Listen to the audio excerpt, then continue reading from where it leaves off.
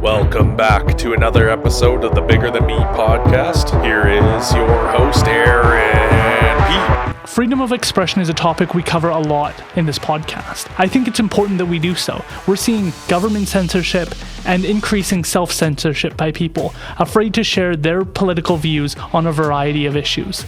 My guest did that courageously, shared his perspectives, and ended up being cancelled by friends and community members. Despite this, he was willing to persevere and continue to share his perspective on a variety of issues and remain independent, thoughtful, and courageous throughout his entire journalistic career. My guest today is Rav Arora. We've been looking at doing this for a while. I'm so thrilled to have you on. Would you mind introducing yourself for people who might not be acquainted with your work? Sure. Rav Arora, independent journalist. Started writing in 2020, especially after the George Floyd protests and riots. I published this big piece on the fallacies of white privilege and the toxicity of identity politics. And that piece just kind of took off, and just one thing led to another. And surprise, 3 years later, I'm a journalist now, which I had no expectation or anticipation that I'd be here. But it's an interesting place where I can kind of follow my curiosity. We'll definitely get there, but I think when we're talking about politics and political issues, it's important to humanize the person. It's so easy to get caught on a political point and forget that you're a human being, you have family members, you have loved ones, you're a person first. So can you start with your background, your family, where you grew up, and your connections to Canada and being in the country? Yeah, I also just want to say something quickly. Was I think you asked me to do the podcast, I think, was it last year or was it the year before? I think it was at least last year. And last year I was just in a very tough place personally. And it took many sessions of deep diving in therapy and looking at so you mentioned childhood background and different difficult issues, like nothing extreme, nothing like no violent abuse or beating or like anything like that, but just some childhood issues that were kind of bubbling up in this way, and all this like fear and anxiety and kind of depression that I was working through last year. So I remember when you hit me up, and I know we would do like a long form conversation. I just wasn't in the right headspace to have a conversation like that wasn't like strictly political, which I know this is not going to be. So I was doing like all sorts of different interviews, the quick 10-minute Ben Shapiro, The Hill, Rising, Daily Wire stuff, but I was really refraining from doing anything long form or personal because I knew it would potentially trigger certain things that just wouldn't sit with me the right way. And so that's why I'm glad to finally be here, though, because it's been a good year so far with a lot of interesting personal progress. So I'm glad to be here and chat. It's a pleasure. So would you mind taking me back? Can you tell me about your family moving here? You have some really interesting stories about how hard your parents worked in order to give you a quality life here. Yeah, so parents are from India, from Amritsar, of Sikh background. Although my mom her father was Hindu, but her mom was Sikh, so Hindu and Sikh kind of upbringing. We weren't, I would say, practicing religious people for much of the time. I mean, at certain points, my mom and my dad were encouraging certain religious views, but they definitely weren't as strictly enforcing it the way other family members or friends were. But they were very, very hardworking. Dad was driving taxi. Mom was working at a local restaurant, the Wildcat Grill in Rosedale, which you might have been to. Of course. Great food there. And it's, growing up, I would say this is the most surface level out of all the kind of challenges, but one of the ones which it's on the one hand it's a surface level thing, but it was very difficult was the financial issues that we had. We almost lost our house, almost went bankrupt, or did go bankrupt when me and my brother were very, very young. And so it was it was a challenge at times with putting not food on the table, but just like growing up, like every Christmas, like we always wanted like the big Xbox, PS3 stuff, and we never got it. And that was always like a thing, this kind of financial and economic insecurity that was kind of part of our childhood, which later on did change as my dad founded his new company, Cosmic Data, and it started going really well. And obviously, with me being my own journalist now and starting my own company and stuff, things have changed pretty rapidly. But I'll never forget some of those roots where, want something really bad, want to go to different restaurants or get like the new sickest toy, but not having enough money for it. It's very, very humbling. And I think very, very important to have had that experience in this age of just extreme abundance and just getting everything and Amazon Prime your way through whatever you want, instant gratification, that kind of stuff. What did you learn from the sacrifices that your parents made for you?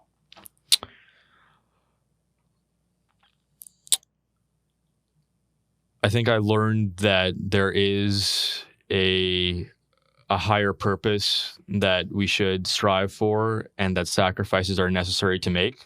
So they sacrificed so much for my brother and myself and my little sister to have a good life and working tirelessly, night shifts, day shifts, my mom was working multiple jobs at one point. And so that's something that I think is very, very important, is that resilience and that putting someone else above yourself and working towards giving them a good life over, sacrificing your own comfort and your own luxury, which is what they did.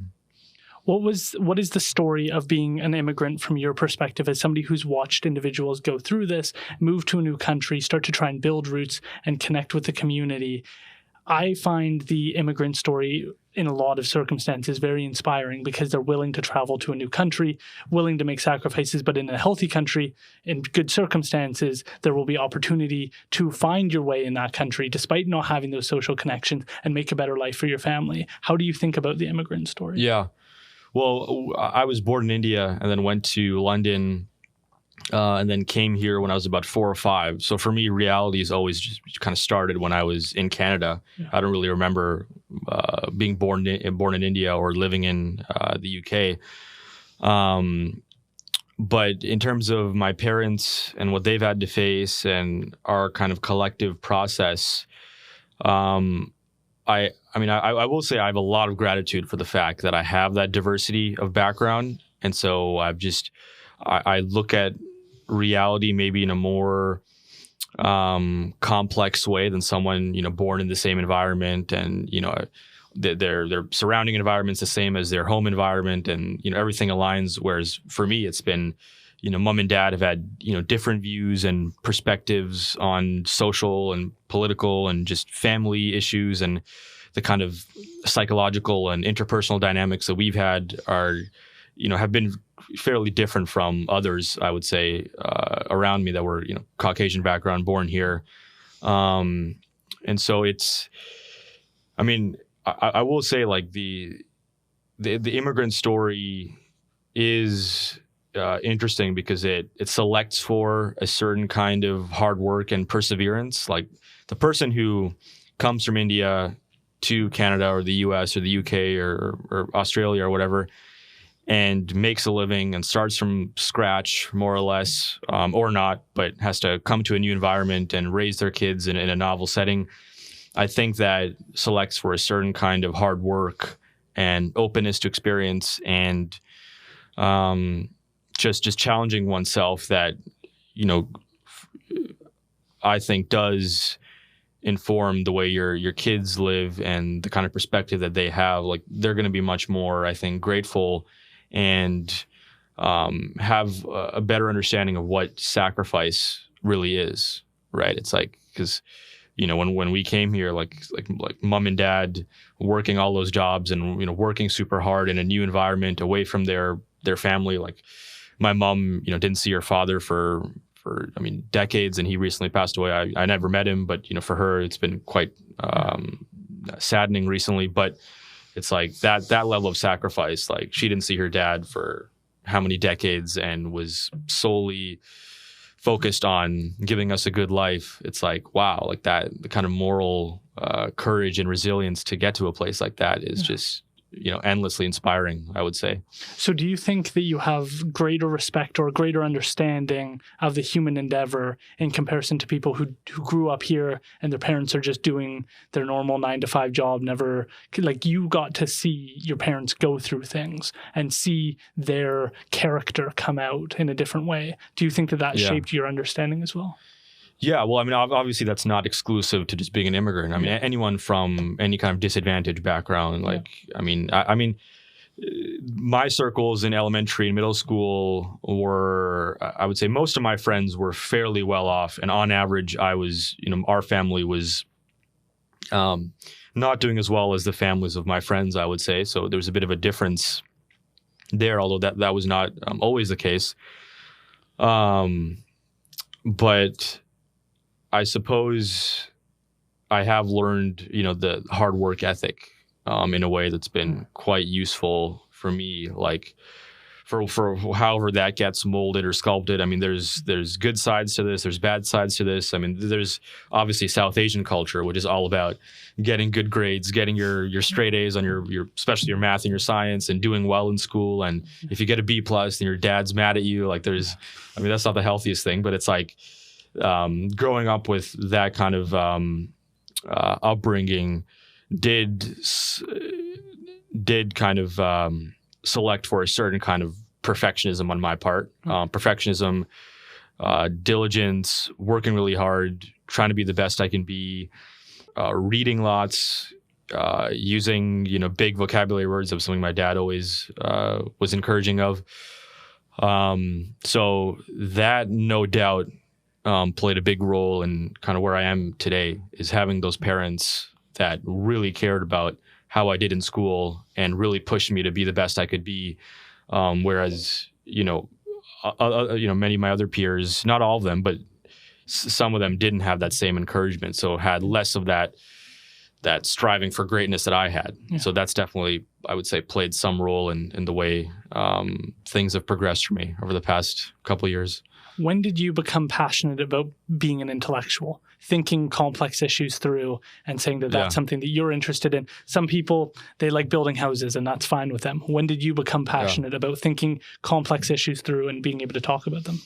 Yeah, it was probably grade 10 when I had suffered this minor knee injury, which ended up being quite chronic, which prevented me from pursuing my biggest passion at the time, which was playing soccer, and secondly playing basketball. Like that's all I cared about. It was you get good grades in school, but after that, soccer and basketball, that's it, right? That was just what I lived on. That was kind of my religion, to be the best soccer player I could be and eventually become professional. Yeah. I wanted to become a pro soccer player and play in Europe at some big club. But in grade 10, when suddenly I had all this time on me, I just one day walked into Rob Boganovic, who you might know to some degree, depending on which sources you're reading. He's a really good guy and was a great mentor to me. And I just kind of fell into his classroom one day, and the issue at the time was actually some kind of Middle Eastern conflict. I think it was something happening in Syria. And foreign policy stuff. I for the first time just entered in his class, and he was talking about it, and I took interest in it. And what he was saying, and I don't remember the specifics, but he was saying like, this is being presented in a certain way, but actually what's really going on is X or Y rather than what the media is telling you. And I was like, really? Like, is that, like, can that really be a thing of our perceptions failing us, or our perceptions mismatching with what's actually happening on the ground? And what role does the media play? What role do politicians play? And so being in this classroom, spending long hours talking about political and historical issues, particularly BLM and race issues, which for whatever reason I was just always interested in those issues, probably because I was a big fan of hip hop music and listening to I would say especially Kendrick Lamar, who I think is probably the greatest musician and even just one of the greatest philosophers and literary thinkers of our time. And just, hearing his struggle about living in inner city Compton and the legacy of certain historical atrocities versus cultural conflicts and law enforcement and criminal justice and like all those kind of issues just were interesting to me. And so I got into that with Mr. Bogdanovic and did this long deep dive into BLM at the time, and read the I forget what the book is called now, but it's an orange copy book. It's the kind of the manifesto of Black Lives Matter. And I remember reading it, and long story, but I went through all of it and coming away with a certain impression, and then going into each chapter, then critically and fact checking and being skeptical of different claims, and realizing that a lot, if not most of the claims just fell apart upon critical scrutiny of certain views on race and inequality and disparities and racism.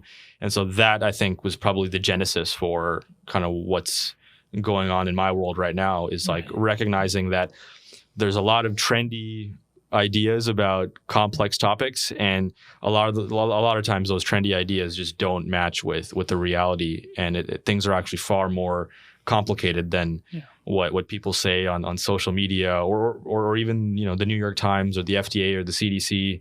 Right? There's a lot of complexity to these big topics. Yeah, anytime you have like a binary, it's probably not either of those. It's somewhere in between. Yeah. I'm curious about how it also shaped you, having a positive influence, Rob Bogdanovic, and then seeing what he went through. Like, other people might have different perceptions. What's your perception as somebody who's influenced, encouraged, and able to be shaped and to move in the right direction? Because so often we can look at somebody, we disagree with their view, and then decide that's who they are.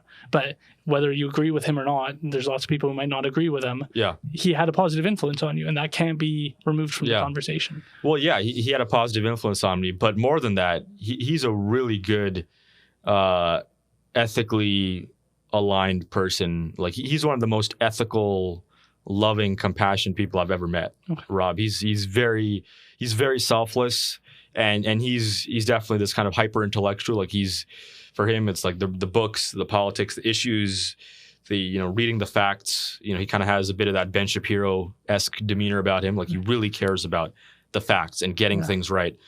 But outside of that, he's a very good human being, and there's not a lot of people like him out there. And that's just kind of a fun, well, not fun, but just an interesting kind of example that I have personally, just seeing the just absolute defenestration of him in Chilliwack Progress, and the editor at the time, Paul Henderson, and the way certain perceptions about him were created about who he was as this like alt-right crazy guy, like all these things. I mean, most people would never even imagine this, but he was running, I forget the exact name of it, but he was running multiple clubs at CSS that were dedicated to invite students who were bullied for their sexual orientation, their skin color, etc. Like, he was doing these clubs to help uplift people who've gone through hard times and discrimination. Yet he was, seen as the enemy of all, all things good in this world. So it's an interesting example, and I can't really talk much about what's happening currently with him, but it's safe to say that we're in some pretty insane times with how administrations and regulatory bodies and the education system just attacks and cancels and just ruins the lives of people that just want to show both sides of a perspective or show the complexity of a topic, and they just want to create safe spaces and not allow any teacher or educator to challenge their students or to make them even slightly uncomfortable. But I won't go into specifics, but Rob is a great guy, and he's been very good to me. I'm glad to hear that. You've described yourself as having a perennial perspective. Yeah. I looked it up. I dove into it. I agree with you. I'd be interested if you could describe what that perspective is and when you developed that. Yeah. Wow. That's a 4-hour podcast right there. Yeah. the perennial conversation. To speak personally of how I became interested. So for people who don't know, perennial perspective, Aldous Huxley, the famous philosopher, novelist, as well as the psychedelic enthusiast, he popularized this concept in his book, The Perennial Philosophy, which is very, very dense, and I feel like I've only scratched the surface of that book. But the idea that all, or I would say more accurately, many world religions and myth systems point to something universal that transcends any kind of individual sectarian ideas, that there's some kind of spiritual foundation at the heart of many great religions and myths and allegories. And I've gone back and forth in some ways, and went fairly deep into this topic. And this is what I do outside of journalism, which most people don't know. So at UFE, I've been studying almost entirely religion and philosophy over the past couple of years. Primarily Eastern religions at the start, but I kind of took a big detour and became very interested in Eastern Christianity last year. So the Orthodox tradition, and kind of comparing it to the traditions that we see here and kind of seeing the differences, and spending a good amount of time in studying Hinduism and Buddhism.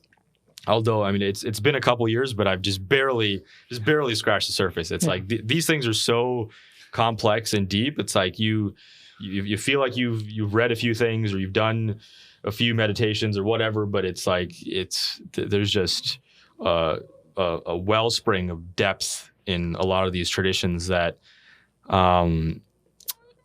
most people just don't understand. And so, to answer your question in a shorter way, I mean, it's having grown up in a background of Sikhism and Hinduism to varying degrees, but also going to summer Bible camp every year, because a lot of our friends, a lot of our neighbors were Christian. And so I always went to summer Bible camp, or what they called vacation Bible school at Roseville Traditional, as well as other churches in town. I kind of got exposed to these different ideas, although never in a very deep or kind of hard-hitting way. Like, I never really identified as Sikh or Hindu or Christian or anything else. I remember praying at various points when I was a kid, but I never had a super strong faith. And then I remember in grade 9 or grade 10, I remember just asking my mom, I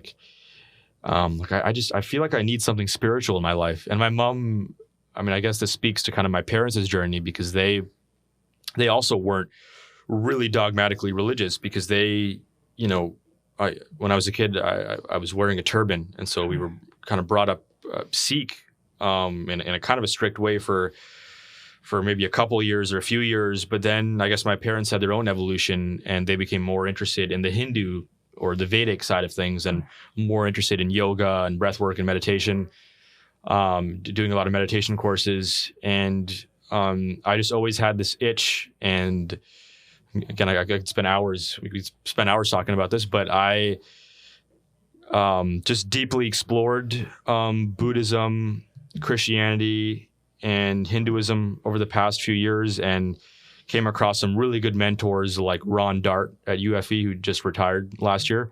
He's considered probably like the most just decorated, just prolific professors in the liberal arts and religious side of things at UFE.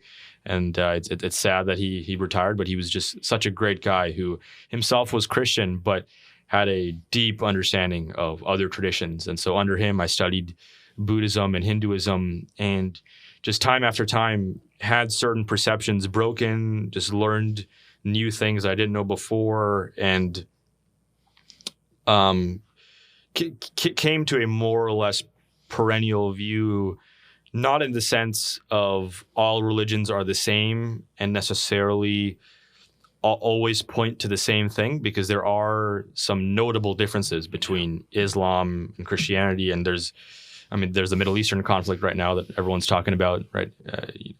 Israel and Palestine. But there are vast doctrinal differences, and those differences matter, because that's what informs the differences in, which cultures have differing perceptions on, gay rights or women's rights or immigration or apostasy or people leaving and entering the faith and even evangelism and all that kind of stuff.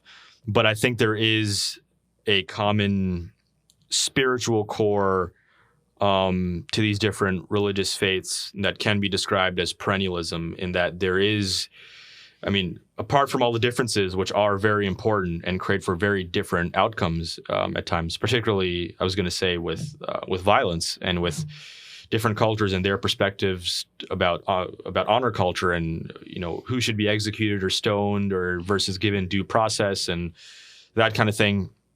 I still think there is a common core of just things like surrendering to a higher power, surrendering to some bigger force than ourselves, coming together in community and recognizing the importance of connecting with one another, and the power of mystical experience, which unfortunately our culture just completely misses. And that kind of, I would say, explains the psychedelic renaissance, is that there's a need to have ineffable ego-shattering experiences, and different religions have always had that, whether it's the Sufi traditions within Islam or Advaita Vedanta within Hinduism or different sects of Buddhism or Orthodox Christianity. There's absolutely a need for mystical experience that kind of breaks us out of our ordinary egotistical realities. And so I think a lot of those things point to something bigger, but I'm still in my studies kind of working out the kinks of that and kind of how the differences really pan out and where we can find genuine points of concord and but also key points of divergence, which I don't think should be ignored or not talked about due to just political correctness or views of this kind of myopic view that all religions can kind of get along and all ideas are equally good, all religions are equally good, and all point to the same thing, when in reality, like I said, there's a lot of key differences that also need to be talked about. There's a beauty to it, in my opinion, because one of my favorites is the flood story, because it's consistent throughout. Indigenous people have a flood story. Christian religions have a flood story. Almost every religion has a form of flood story.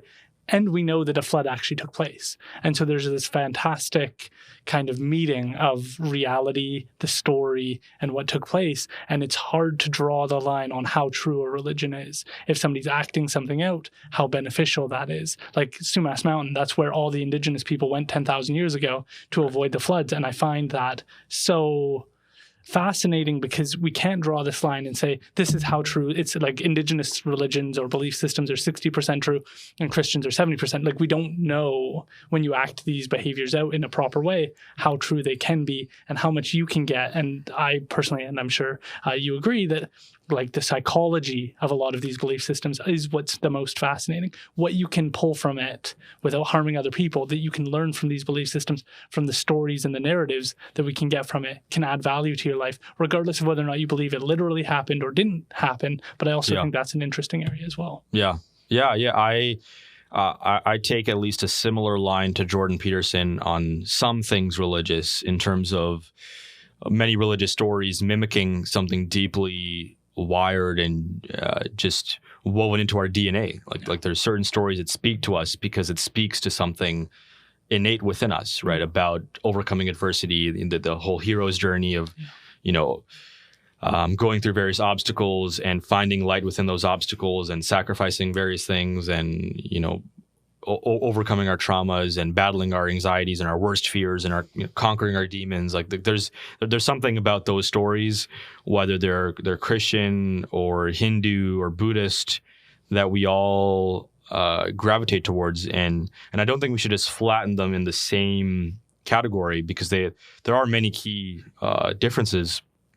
But to me, at least from my perspective at this moment in 2023, it's to me, there's something universal about those stories that doesn't make any single one of them the obvious dominant one, or the path to follow, which is the kind of conventional religious view that many people have, is like, well, Jesus is the way, or Buddha is the way, or Muhammad is the way. Although, I mean, Islam actually, includes Jesus and other prophets like Moses in their religion, interestingly enough. But, Muslims will say like their religion is the true religion, and there's different versions of that.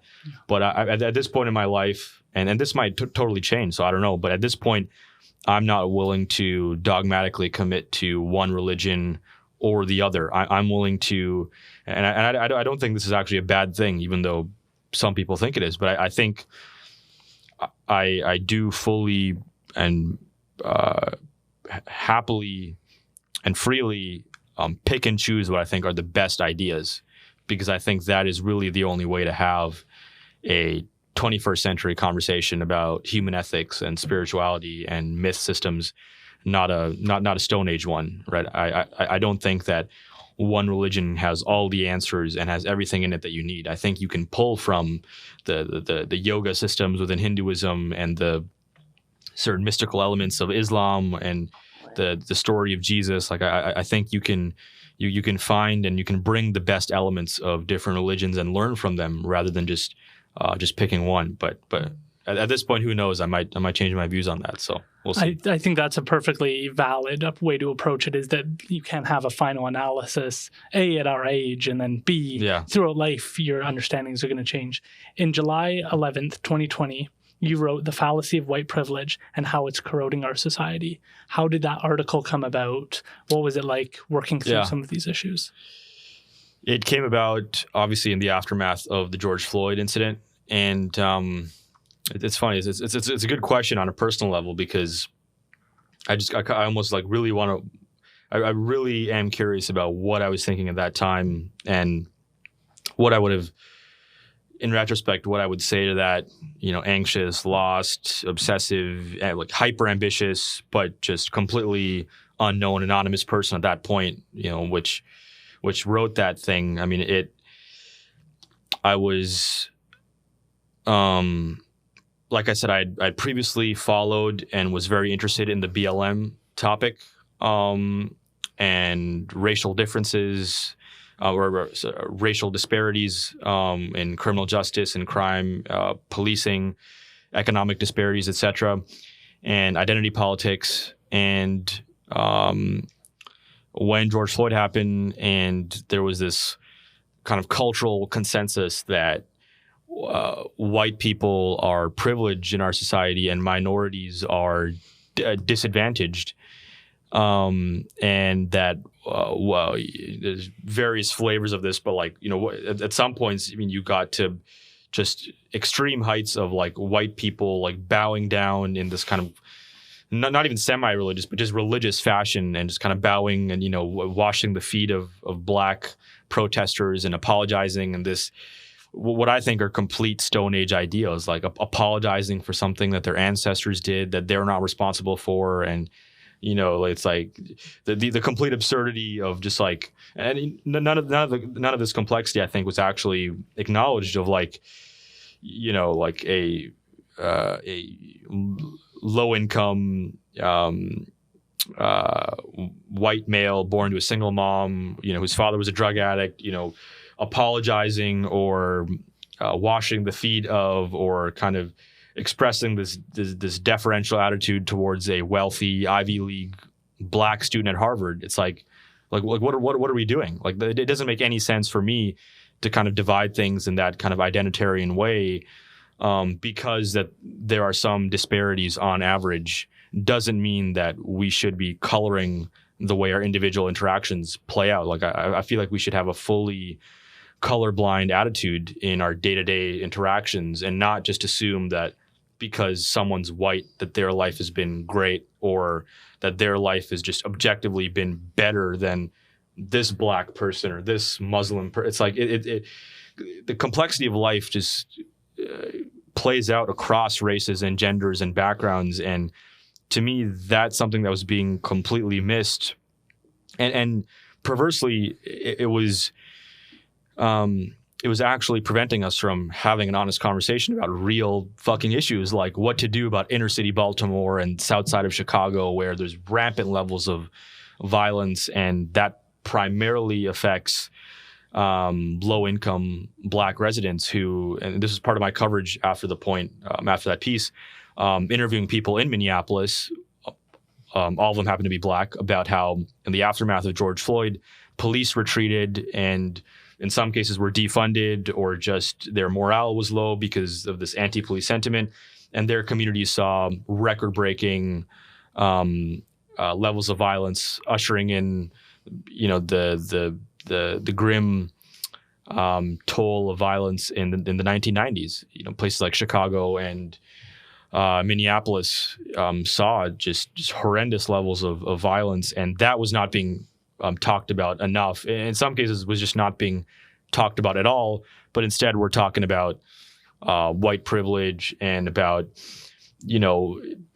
law firms and banks wanting to impose or implement racial quotas and want to upgrade their diversity. And because company X has 8% Black people and not 13%, which is the American population, that means that company, that chemistry lab is racist because they don't have enough Black people. It's like we're completely missing the point. We're just getting distracted by these issues informed by this corrosive identity politics, and we're not actually talking about real inequality in these communities and what to do about it. So that piece was just at least in part, a repudiation of that kind of thinking, and a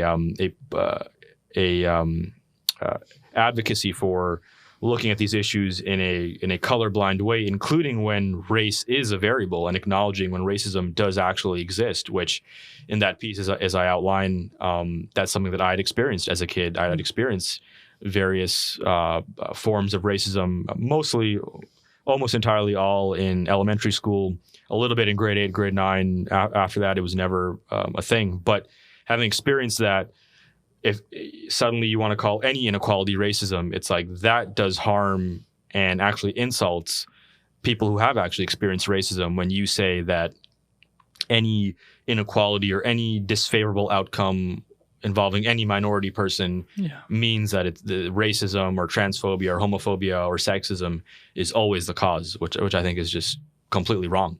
One of the other pieces that you mentioned in the piece that I think is useful to kind of get your perspective on now is that there are communities of Caucasian people who come from wealth, who have their grandparents owned slaves, and they are wealthy as a consequence of that. How do you think about that issue? Because that was one of the things you started that piece off with, is just acknowledging there are some people who come from this very privileged position in life. You didn't land and end there. You went through other positions. Yeah. But I'm just curious, how do we think about that issue? How do we look at those people who come from that wealth? Because that's, I think, the argument that people are making when they talk about white privilege. Yeah. Well, the problem is that you can't really draw any racial lines on that, because, I mean, if you look at who the highest income groups are in the US, the UK, and Canada, if we look at the US in particular, it happens to be, my ethnicity.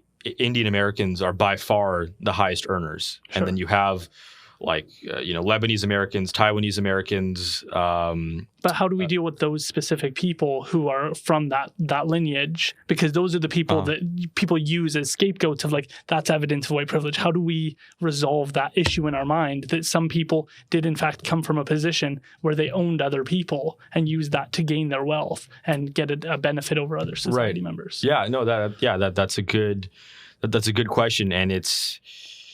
There's different ways of looking at that problem of inequality and historical wrongdoing, and it's the problem I would say run into quite frequently when you're looking at which injustices were committed in the past and who's at fault for what. It's again, just to put our foot into the door. Not all white people owned slaves, correct, right? And, it's like there's this weird sort of Eurocentric perspective that we have here in the West that in history, only white people were the privileged ones and that there was nothing else going on. And this is To be clear, Indigenous people owned slaves prior to colonization. We owned people of our own descent before Caucasian people or anybody else showed up. So I agree with you, but I still don't know what to do with people who come from that position. And if their parents came from that and they used that wealth, how do we look at it? Like, there seems like a moral issue with that person. Yeah, well, it was, okay, so to finish what I was saying earlier, there's this weird Eurocentric perspective where we don't want to acknowledge or talk about the directions in which this privilege and injustice swings in. I mean, if you look at the Muslim slave trade, I mean, it was some estimates show that the Muslim slave trade in North Africa, where they took slaves and treated them in the most barbaric, just horrible conditions. When you look at, and there's many other examples, but when you look back in history, you won't find anything tidy where there's the good guys and the bad guys. I mean, even with the transatlantic slave trade, one of the things that I learned with Rob Bogdanovic was that you had rich African kings selling their black slaves to the Americas, to the European colonizers in exchange for things like weapons or other mass goods that they needed. And when we look at the American context, which something you just mentioned right now, and this is part of my problem with the land acknowledgements issue, is that when we want to say, well, this land belonged to this specific tribe, it's like, well, was this land always belonging to this tribe, or was there actually 3 different tribes that were vying for this land and they were warring with each other barbarically, and one of the tribes ended up winning out and they had this specific land for this amount of time? It's like, when you go back far enough, you have all these tribes warring against each other, and this idea of this like Aboriginal unity across all areas, and then the white colonizer comes and it's white people versus brown people. It's like, that's a childish kindergarten worldview of what actually really happened, and none of that absolutely discounts all the injustice and the legacy of I mean, arguably genocide in the residential schools. What happened, but when it comes to what to do with that problem today, it's like, again, we should be focused on where the inequalities exist today and not punish people or judge them based on their ancestors. Because oftentimes some of the most successful groups, and again, this goes to my earlier point, is like, you look at, Jews in America, right? Jewish people, Thomas Sowell talks about this in his book, the great African-American economist. It's like, you look at like Hollywood, you look at Harvard, you look at different institutions of power, and Jewish people have done incredibly well. They've overcome great disadvantage and anti-Semitism and ethnic oppression, Nazism, all this stuff. And, this idea that because certain groups have come from advantage and others haven't, that we should do something now about what's happening in the past. It's not a clear line, because you're going to find rich, affluent members of the South Asian community that came from tremendous amount of wealth here in the United States and Canada, and you're going to find poor people of low income backgrounds with drug addiction and single motherhood and all these problems that happen to be white. And so it's like, when we're looking at the legacy of slavery and oppression, it's like it really spans across different races. It spans across different backgrounds. I mean, if you go back to what was happening in certain parts of India, and this intersects with certain areas of my family, although at some point I'd love to do a deeper dive. It's like the conflict between Hindus and Muslims, and I definitely want to do a deeper dive in the history before speaking authoritatively on this. But the level of oppression, arguably from Muslims against the Hindus and the Sikhs, was immense, and in some cases it was the other way around potentially. But it's like, you're going far back, and it's hard to place clear lines in a way that would make social justice ideas today easy to understand. And that's why I think we should be having a conversation about who's disadvantaged right now and what are the reasons for that.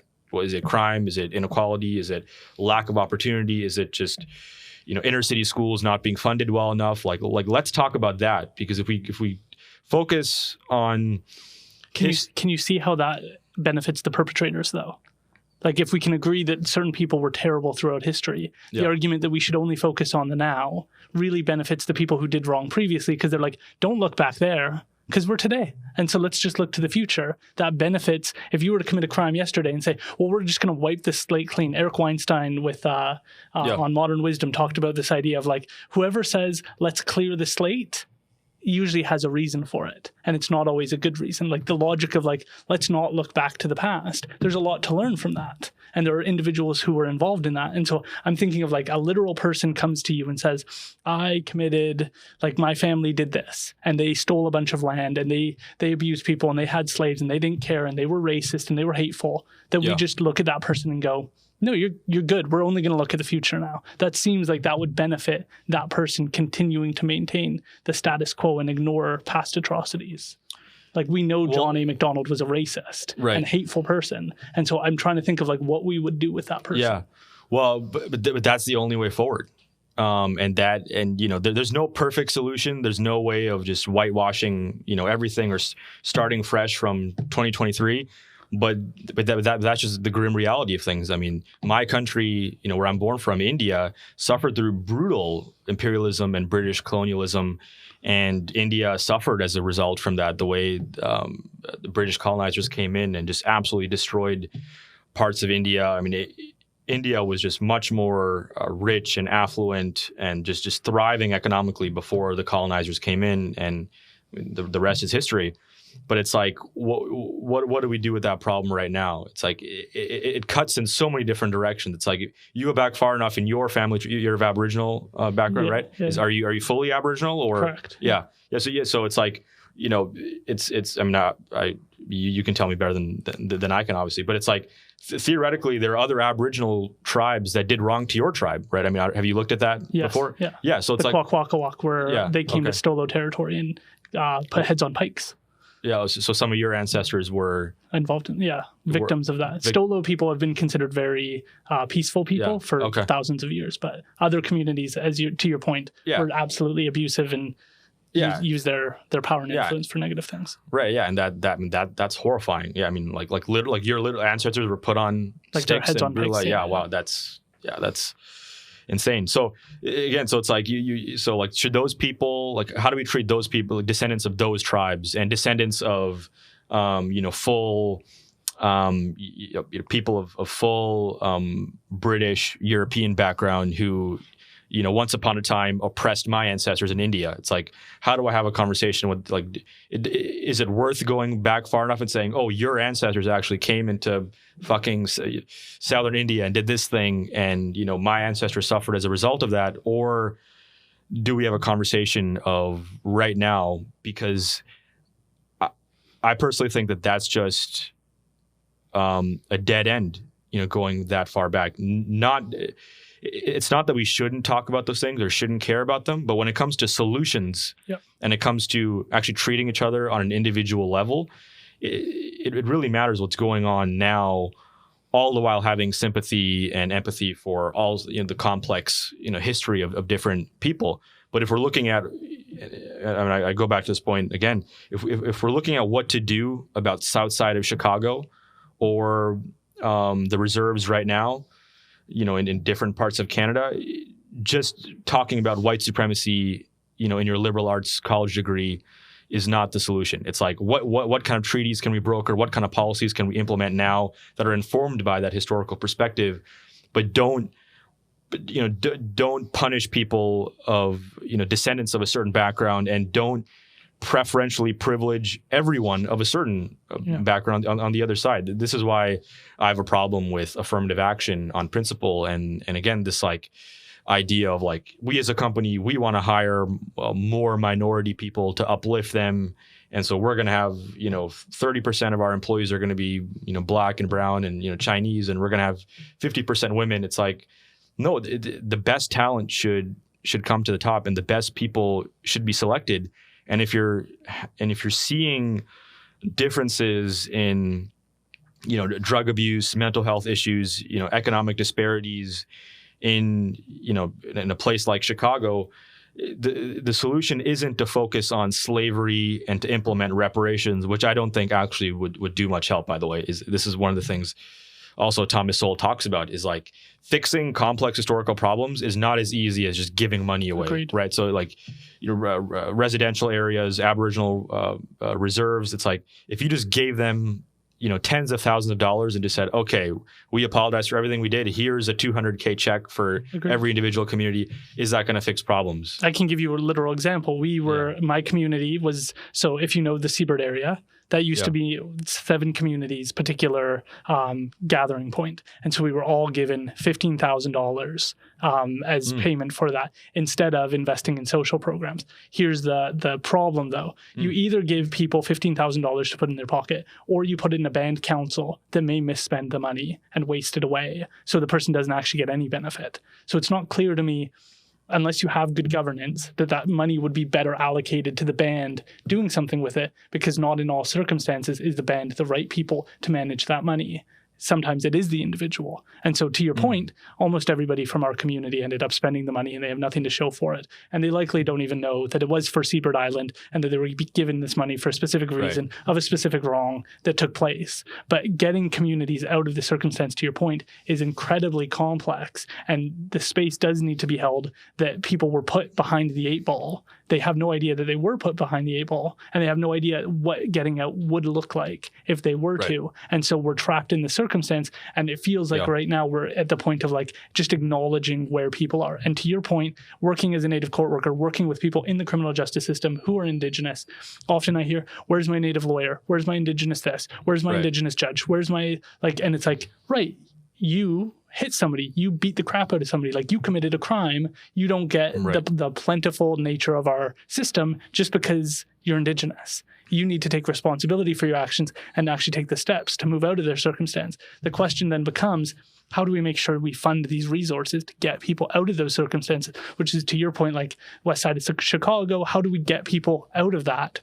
And it seems like just focusing on prong 1, which is truth, like this happened to your ancestors and this is maybe why you're behind the 8 ball, doesn't actually result in any improvement. But there does seem to be some space needed for that, so people have that mercy, that they know that it's not because they're a loser and a failure and not enough. And being an Indigenous person, like most people know that Indigenous people are on the side of the road, on drugs, homeless. So going into an interview, I'm not going to look the same when they think of an Indigenous person as a Caucasian person who they might not be able to think of that person on the street struggling with homelessness. They might not think of the reserves. They might think that I'm coming from this edgier place. And so I don't agree with this affirmative action, but I don't know what solutions exist to encourage people to think outside the box, because I don't represent every Indigenous person.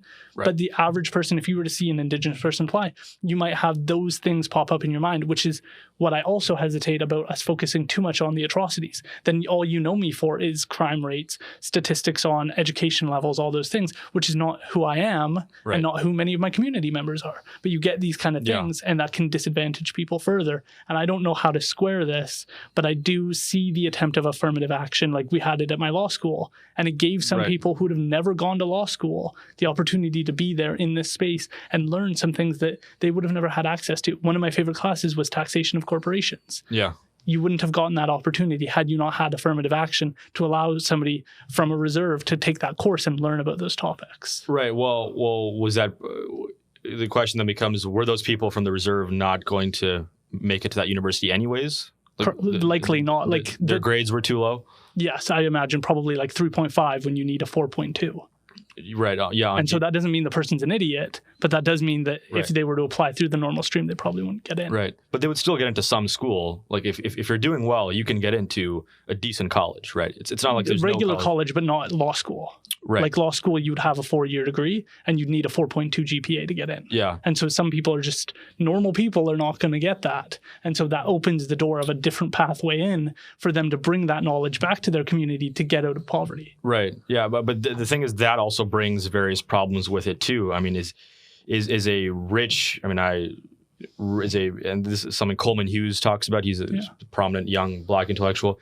It's like giving affirmative action to someone like him. So he happened to go to Columbia, wealthy environment. Parents were encouraging him to do well in school, and he was I think he described his upbringing as middle class. So there was no poverty, and he didn't live, south side of Chicago or Baltimore or any kind of inner city area. I think it was in Virginia he grew up in. It's like, for him, affirmative action doesn't make sense. But because he's black, he got preferentially, or I don't know if he did, but someone like him would be preferentially selected. But why? But in law school, they have you write a letter saying why you should be chosen for the program. It's not like just you check the black box and you get in. You have to tell why your story is unique and in such a way that you would deserve to have a seat in the law school. Right, but then that's just a colorblind solution. Then eventually, it's like anyone who's come from. I mean, if the criteria is you come from hardship, then regardless of skin color, someone who's come from drug addiction and crime, and their father beat the shit out of them, and whatever, or their mother passed away. It's like then that's the person we should be selecting for. Skin color is not the variable, then it's disadvantage. But we can point to specific things for Indigenous communities, like Indian residential schools, the 60 Scoop, and other policies that would have impacted Indigenous people specifically that would give you rise to think that their specific circumstance was due to government assimilation. Yeah. I mean, I think there are, by the way, differences between, the conversation in the United States with Black Americans and the Indigenous conversation. I think there's some big differences in just recent history and just how things have panned out. And I'm generally against these kind of affirmative action policies, because I think if universities selected for, they want, some students of disadvantaged backgrounds who experienced hardship historically in their family, you're going to automatically include people from Indigenous backgrounds, because a lot of them are disadvantaged when they're applying. But you're also going to include disadvantaged Chinese students and white students and Black students and Indian students who also came from disadvantaged backgrounds. So you're capturing a wider net and not discriminating against the poor white guy whose dad was addicted to drugs and mom beat the shit out of him, and his little brother passed away from some disease. It's like you're actually including that guy, and you're not preferentially boosting a middle class, well off, parents love them, have all their basic needs covered Indigenous child who had a GPA of whatever 3.9, had all the luxuries he needed, but he simply got selected because of his skin color. Agreed. But that's to your point about if you're selecting for people of disadvantage, as not that anyone who's disadvantaged should go to Harvard, should get a ticket to Stanford, but that there is some value in having people of different backgrounds. I think that's a race-neutral thing, not a race-specific one at all. Yeah, working as a Native court worker, I often comment that there should be somebody in the court system assisting everybody through that process, signing them up for counseling, getting them access to resources, making the process clear, helping them apply for legal aid, getting them supported so they can get out of the criminal justice system. This shouldn't just be for Indigenous people, because often, to your point, there's lots of Caucasian people and people from all different backgrounds who have the exact same kind of journey through atrocity and challenge and adversity that just need a leg up, and it should be race neutral. But I think there's this balance that has to be struck, because the Indigenous circumstance in Canada is so unique. Because the reserve system is, by my standard, designed to impoverish people, because you don't own your land. So you can't sell your land for profit, where you would be able to move into a more affluent community. I think being race neutral means that you're targeting the greatest places of disadvantage and of discrimination. So if there are specific places, which there are, and again, this is kind of the difference between the American, not always, but there are some differences between the American context and the Canadian one. But you talk about specific cases of injustice and discriminatory government policy in the past 50 years in this particular reserve at this time, or this residential school at this point in history, we can target that disadvantage because that was a human evil, and that was barbaric and racist and completely wrong, and just violates all our core norms. And when we should, if there's a way to correct that, we should correct that. But again, that's not a race. That has nothing to do with being of a certain skin color. This is disadvantage. And if those Indigenous reserves instead were people from Ireland, we would focus on that as well. It doesn't matter if they're, what shade of skin color they are, but we want to focus on past injustice. And if there's a specific instance of that we can correct, then we should absolutely correct it. But right now what you have is this broad overcorrection where you end up, privileging and preferentially selecting many people of great privilege and luxury and who don't need a leg up. And you create this other problem too, which Heather McDonald, a great writer, author, has talked about, this kind of diversity mismatch where you end up, preferentially selecting someone who, wasn't qualified for Harvard, but a really good school, but you send them to Harvard and they're really struggling because they weren't prepared for Harvard, but because they were Black and of a certain background, you put them in Harvard and next thing you know it, they're struggling as a result. So you've actually not helped them you're doing this virtuous thing, but they actually would have had a better time being at the top of their class in maybe a lower school that isn't Harvard because, let's face it, not everyone here is Harvard material. So there's that problem as well that I think these race-specific policies create oftentimes more problems and end up, punishing Asians in some cases too, right? Yeah. In the U.S., you've had these cases where Asian students have been protesting and saying that we're being deboosted or we're not being, or we're being discriminated against because we're, getting into Harvard at such high rates and Harvard wants more Black and Hispanic individuals. And so it's like you target merit and you target need and you focus on disadvantage, you're going to have a far cleaner and better time and you're just going to execute some of these virtuous ideas better than if you say everyone Black, disadvantaged, white people, privileged. Yeah. The other example is the pretendians in Canada who, like one of our health ministers, pretended to be Indigenous in order to get that leg up and get that opportunity. And I'm trying to forget, it was a presidential candidate, Elizabeth Warren. Oh, yes. Who said she was Indigenous or of Native descent in order to move up in her career. Yeah, then there was this case, Rachel Dolezal. She was this white professor, I think, who, she had some level of Blackness in her DNA, and she exploited that, from her ancestral tree. And so you see that, wielding the privilege card of who, this kind of oppression Olympics, as Gad Sad says, it's like, who's more oppressed? It's it's again, that game to me is totally toxic and shouldn't be played at all. Because a lot of those things aren't good proxies for disadvantage and for suffering, right? Just because you're Black and you're bisexual doesn't mean you're automatically suffering more than if you're white and you're straight, or if you're a Muslim woman who's whatever, who's trans. It's like we should be focusing on people who are really disadvantaged, not just people who fit a certain criteria box that is kind of exploited and used to advance certain narratives about race and gender that I think are just totally toxic. Yeah, I got to guest host Tara Henley's show Lean Out, and one of the topics was DEI, and one of the topics we were exploring was that this also ends up curtailing and focusing on political ideologies.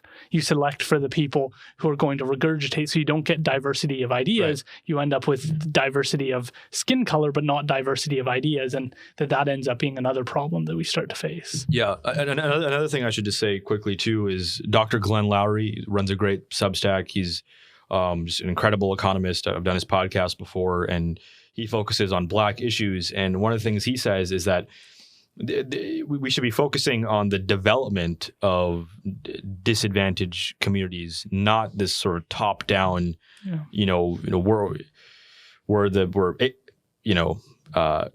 HSBC and we're a bank and I think they're closing down, or Scotiabank, and we want to impose, we want whatever percentage of the population is Aboriginal. Do you know what that is? Is it 4.3%? Yeah. Okay. So it's like we want 4.3% Aboriginal employees.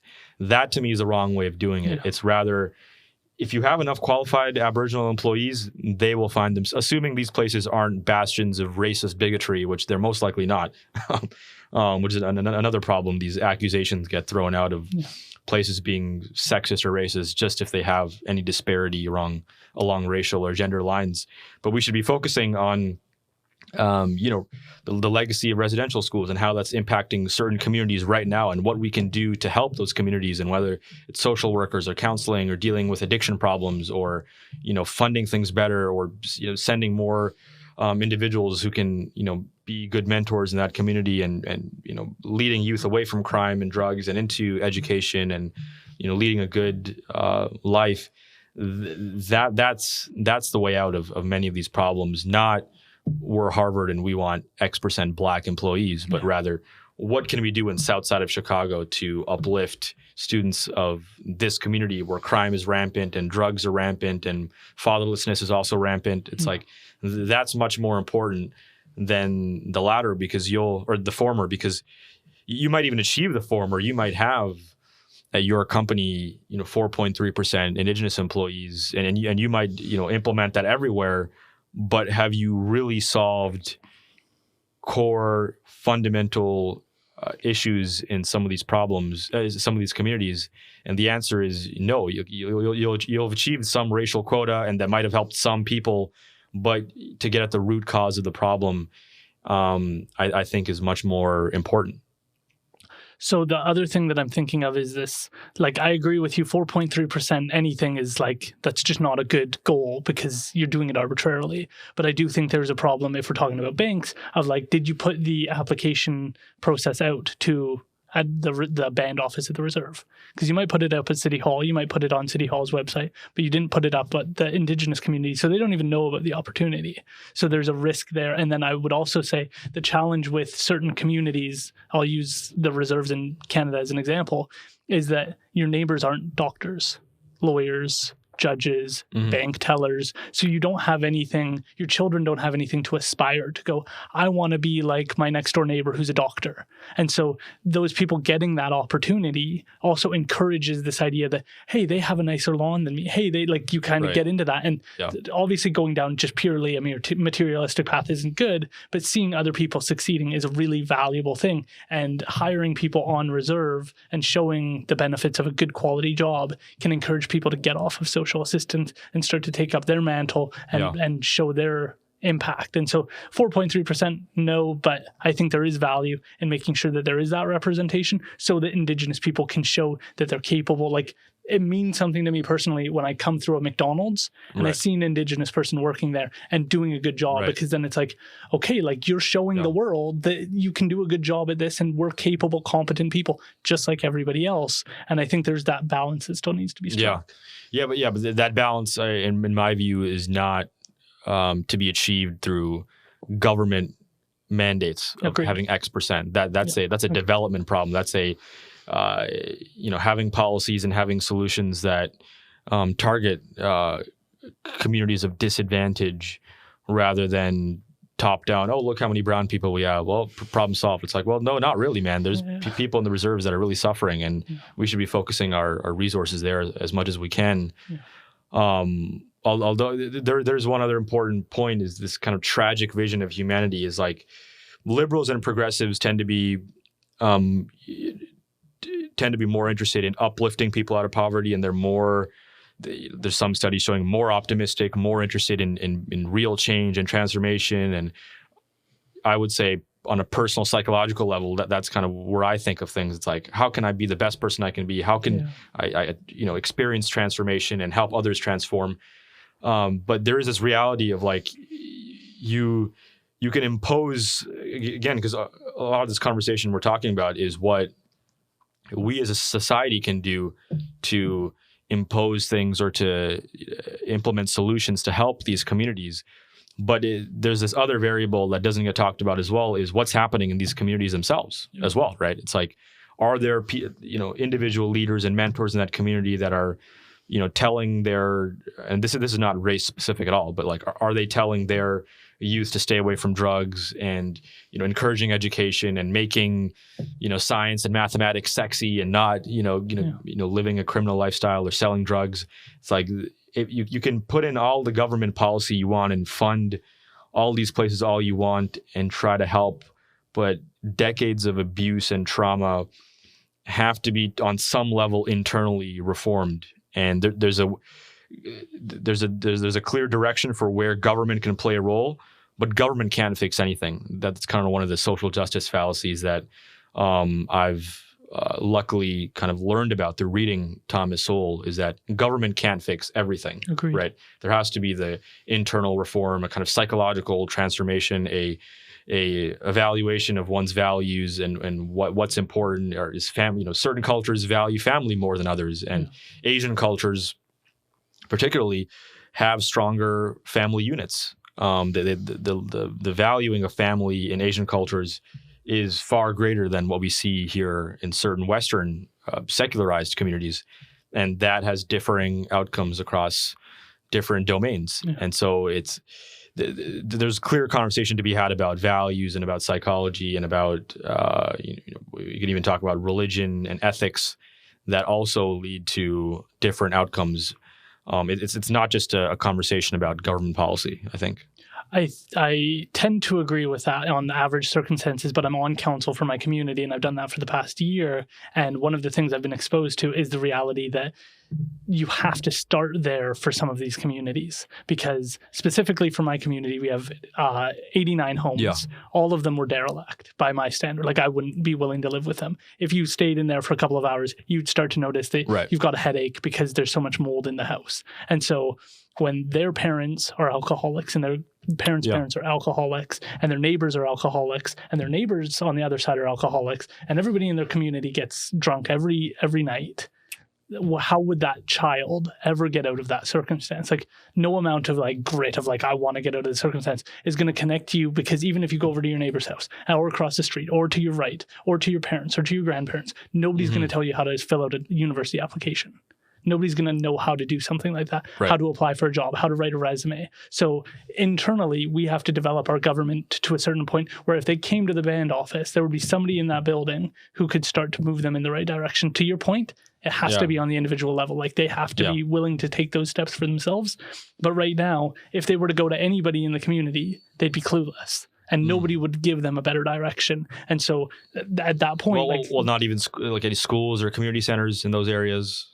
the schools on reserve have a similar population. So they're going to face similar challenges, people who've not gone beyond. So if you were how do I become a doctor? That person's not going to know how to answer that. So sorry. There's elementary and secondary schools, but you're saying they're of a lower quality?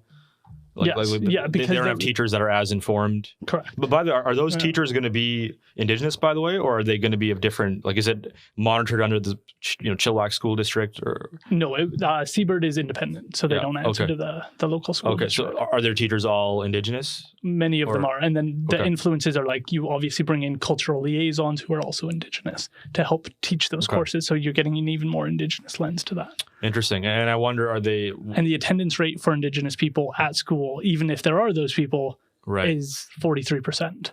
So the students aren't even attending the classes to begin with, because they're seeing what life is like and they're modeling the behavior they're seeing in their community. Right. So certain communities are turning this around. Stahelis is an excellent example, but they're bringing in outside influences of people who are not from their community to start to educate and support their community and their development. Yeah. And it's taken them 20 years to roll out some of those programs to start to deliver different results.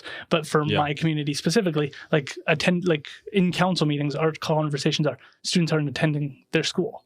Yeah. So even if there were those good influences, they don't even know, because they don't even know to ask those questions. And when you're 13, I wasn't a good student when I was 13. Yeah. So I wasn't on the right track. Yeah. So I can't tell them you should be looking for how to be a better person when you're 13, when I was not on that right path. But it seems once they go so far in, then they're on drugs. Then they don't even have a vision for their life. And some of them didn't even develop that vision of I want to be a lawyer one day, or I want to be a doctor. They just never even had that glimmer of hope that their life could be anything other than what their neighbors was, which is alcohol use. Right. Yeah, and the question then is what kind of solutions can be implemented there? From my perspective, it's like I can apply for funds from Indigenous Services Canada for about $120,000 to get their home fixed. Because like the first step is like you need to be able to be in your home, and not like we have people with like they're getting kidneys removed because they're 13 years old and they've lived in this house their whole life and it's just an awful quality. Then it's helping their parents get a job, and we need programs that actually work. And to your point, we use statistics. Did this program create a different result? Like, did it actually function? And we don't do that in Indigenous communities. We've had the same program and it runs every year, and we have no idea if anybody ever gets a job, and we just keep doing it. And so we need programs that actually work and use professors and educators who understand the literature to help come in and make sure that when we do an employment program, that it actually delivers results. My mom took a cooking course and then never used those cooking tools ever again. She was born with fetal alcohol syndrome as a consequence of her mother going to Indian residential school and facing abuse. And so I am the first out of 2 generations to start to turn things around and improve things for not only her, but for my community around me. And I'm the first to get a full 4-year education, the first to get a law degree. And some of those were with the support of affirmative action programs. Right. Yeah. Well, it's like catering to problems like that. It's very, I mean, on some level, it's very complicated, because how do you actually enact deep transformation in those communities? And it's like, obviously there's some role for the government to play, like I said, but then there's also the role of the individual communities. And I wish I was an expert on social science. I could recommend solutions, but those, I mean, I want to be hopeful that there are sociologically, economically tested programs that would be effective. I don't know if you've looked into that, but I'm hopeful that there might be something like that. That there can be further efforts made on a government level to fix those problems. But that goes along with and can't itself be the corrective for those problems, when there is the role of culture and just behavior to play in those communities. Like, how, if we have all the government programs there that are designed to be effective, how do you fix the levels of abuse and alcoholism in those communities, right? And so it's, is it counseling services? Is it the encouragement of different religious communities or ideas, or encouraging certain spiritual programs or mentorship programs for young youth to have successful men to look up to, and to teach them how to behave and be civilized, and how to conduct themselves in a world that is difficult and hard and harsh. It's unfortunately, these problems are much more complex than the social justice conversation tends to be. Like this level of conversation we're having, again, without without having any expertise on which programs work and which. And I'm curious, by the way, if you've done any research into which programs might work or not. But it's like this is much more different than saying that a whole population is privileged and the others is disadvantaged and oppressed, and that universities should be and universities and schools should be imposing racial quotas to help fix that problem, when in reality it's a deep psychological, spiritual, behavioral problem that has just so many layers of historical atrocity and injustice built into it, that it not only isn't addressed on a kind of superficial identity politics level, but often can even make that worse by encouraging mindsets of victimhood and of this kind of waving the flag of fixing a problem, when in actuality you haven't actually done that much. The reason that I find it so interesting is because there's a deep hate I have for like a John A. MacDonald, because he did it perfectly. If you wanted to destroy a society, a community, you would do what he did. He removed our language, so we can't talk in cultural terms. The elderly people had to hide on, like at St. Mary's in Mission, there's one lady who's the only fluent speaker, Elizabeth Phillips, who still speaks the language. She's the last person. She had to go hide on the back of the reserve in order to speak her language to keep that alive. And she had no idea why she was doing it at the time, but she continues that all the way to this day. And she's the only one left in our area who still speaks the language. People are working to try and revive the culture, but it's, I would say the big difference between Indigenous people and like Black communities in the US is they gathered around certain cultural icons. Like you might not agree with them, but Jay-Z, Beyonce, like there were people and you go, wow, maybe I could be that person one day. Who the heck do you look to in Indigenous culture where you're like, that person is like a hero, they're killing it. Yeah. And it's because they removed all of that. They did that for 100 years. And so there's nobody left to look up to. The people we do think of, maybe you think of Jody Wilson-Raybould. Well, she's in that governmental system that maybe you'd agree or disagree with. And so you've kind of lost that connection with maybe you want to be her. But who's the singer that you think of when you think Indigenous? Who's the rapper? Who's the intellectual author? There definitely are, but they're not Jay-Z. Or Jordan Peterson or that influential. Right. So it's harder to look and go, hey, maybe I can go be that guy one day. Maybe I can play music like this person. And even the talk in Indigenous communities is so often go to the government.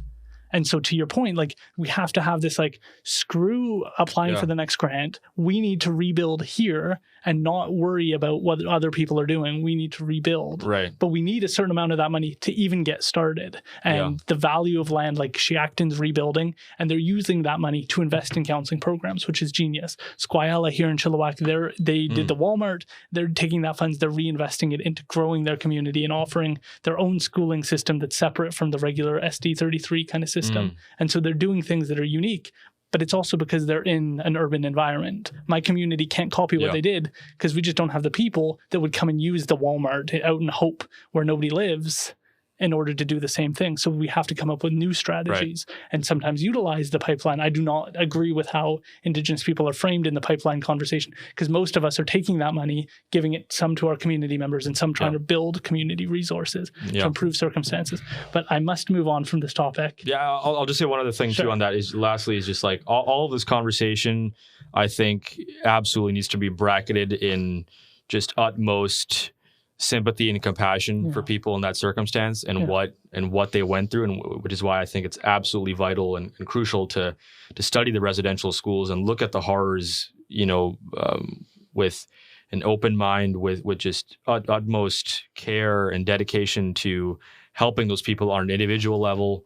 Whether that's your neighbor or people you went to school with. I mean, there were at least a couple of people, one in particular, individual who I went to school with, of an Indigenous background, who really, really suffered in many different ways. And actually, I haven't thought about this in a while, but there was an effort made on the part of myself and a couple of other friends to really help him, and it just didn't work, unfortunately. I mean, he was such a good friend of ours, and he was very diligent, working very hard, very athletic, but just after high school just kind of collapsed and fell into drug addiction, like really serious drug addiction, suicidality, getting involved in the criminal justice system. And it was just really tragic to see that happen. And I wish there was some alternative to that, but we tried and it failed. But and I should probably reach out to him again. It's been a few years, but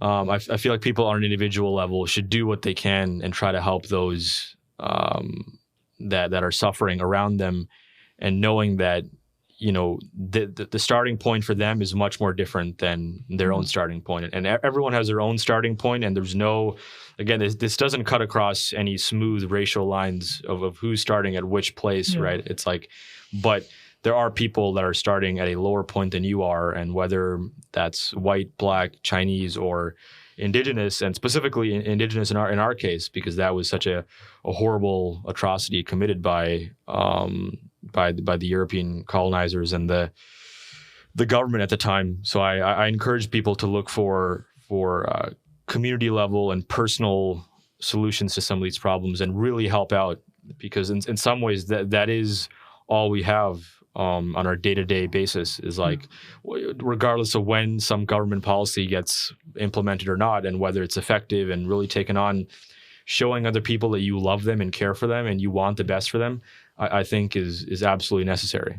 That's very well said. What was the reaction to this piece, The Fallacy of White Privilege, and how it's corroding our society? It was depending on who you talk to, it was one of the best things written in recent times, or one of the most idiotic, racist, crazy alt-right things written. So it depends who you're talking to and which political orientation they have. Can you remember what it was like hitting the? Like, I assume you sent it off to them and then it was published separately. But when it came out, how you felt about it, and then what the initial reaction was based on your own experience. Yeah. So after publishing it, it was just being floated all across the web. It was everyone was talking about it in the kind of IDW, politically active, kind of contrarian circles. Lots of people saw it, read it, supported it. Ben Shapiro, Sam Harris. I think Jordan Peterson might have seen it. I think Michaela definitely saw it. That's how I got on Michaela's podcast after that point. But what did that mean to you? Because then we'll get to the negative stuff. But what was that like to experience? It was like just this lightning bolt of healthy pride and just reaping the rewards of my actions and my hard work. Was like, oh wow, like I can put in the hard work for this thing and it can really pay off in a very deep and meaningful way. Like I can spend hours and hours writing this thing, and lots of people are going to respond to it in a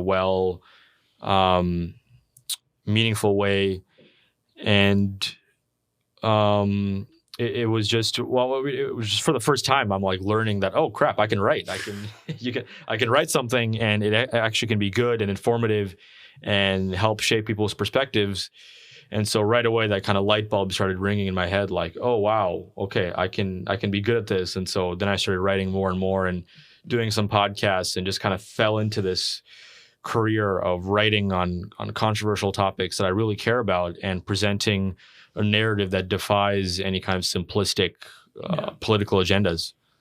Interesting. And what was the negative response to it? What was that experience like? Because then you go on to write what it's really like to be canceled and how I overcame it.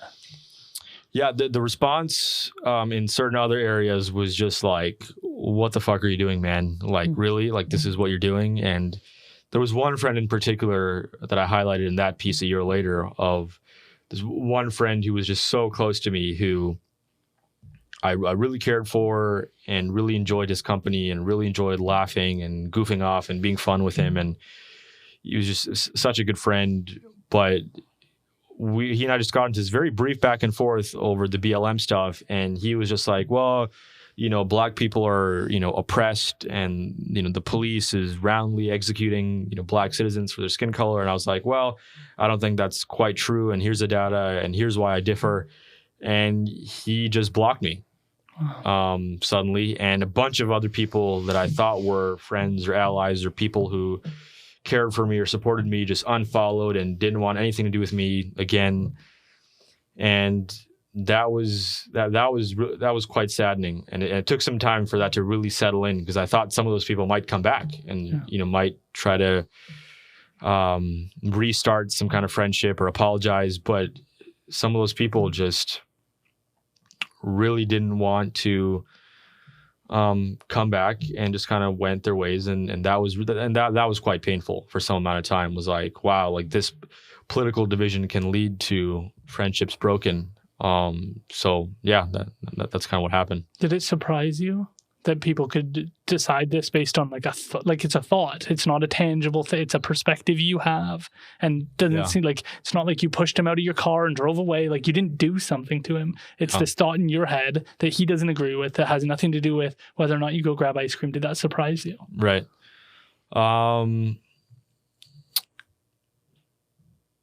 Yeah, on some level, it just kind of shocked me. Like, we were good friends from grade 7 to grade 12 and a bit afterwards. And suddenly that amount of time, whatever, 6-7 years, that just all got thrown into the trash can and disregarded. And all that mattered was this political difference, and one friendship just completely blown apart. Yeah. That to me just, showed this evangelical, aggressive, and punitive strand of social justice advocacy that so many people take on in universities and high schools, where they feel deeply passionate about this idea. And if you deviate even slightly from, putting young teenage girls on puberty blockers or reparations or, BLM or take your pick, then suddenly you're a heretic and you should be looked down upon, and you should be, viewed as this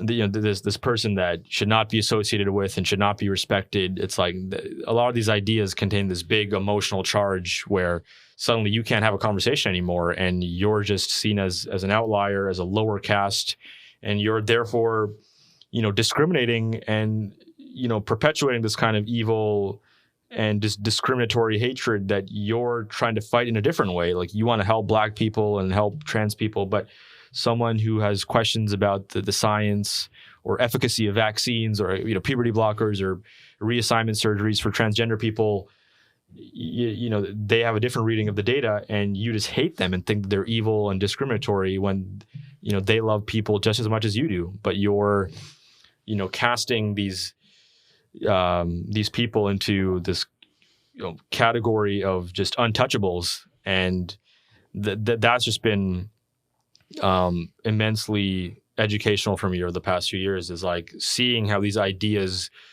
collectivize and congeal and become this kind of rigid ideology where if you question it, then you're just hated. I have a lot of sympathy for the situation that you were in September 4th, 2021, because on the one hand, you're being recognized by people I'm sure you admire, by people you respect.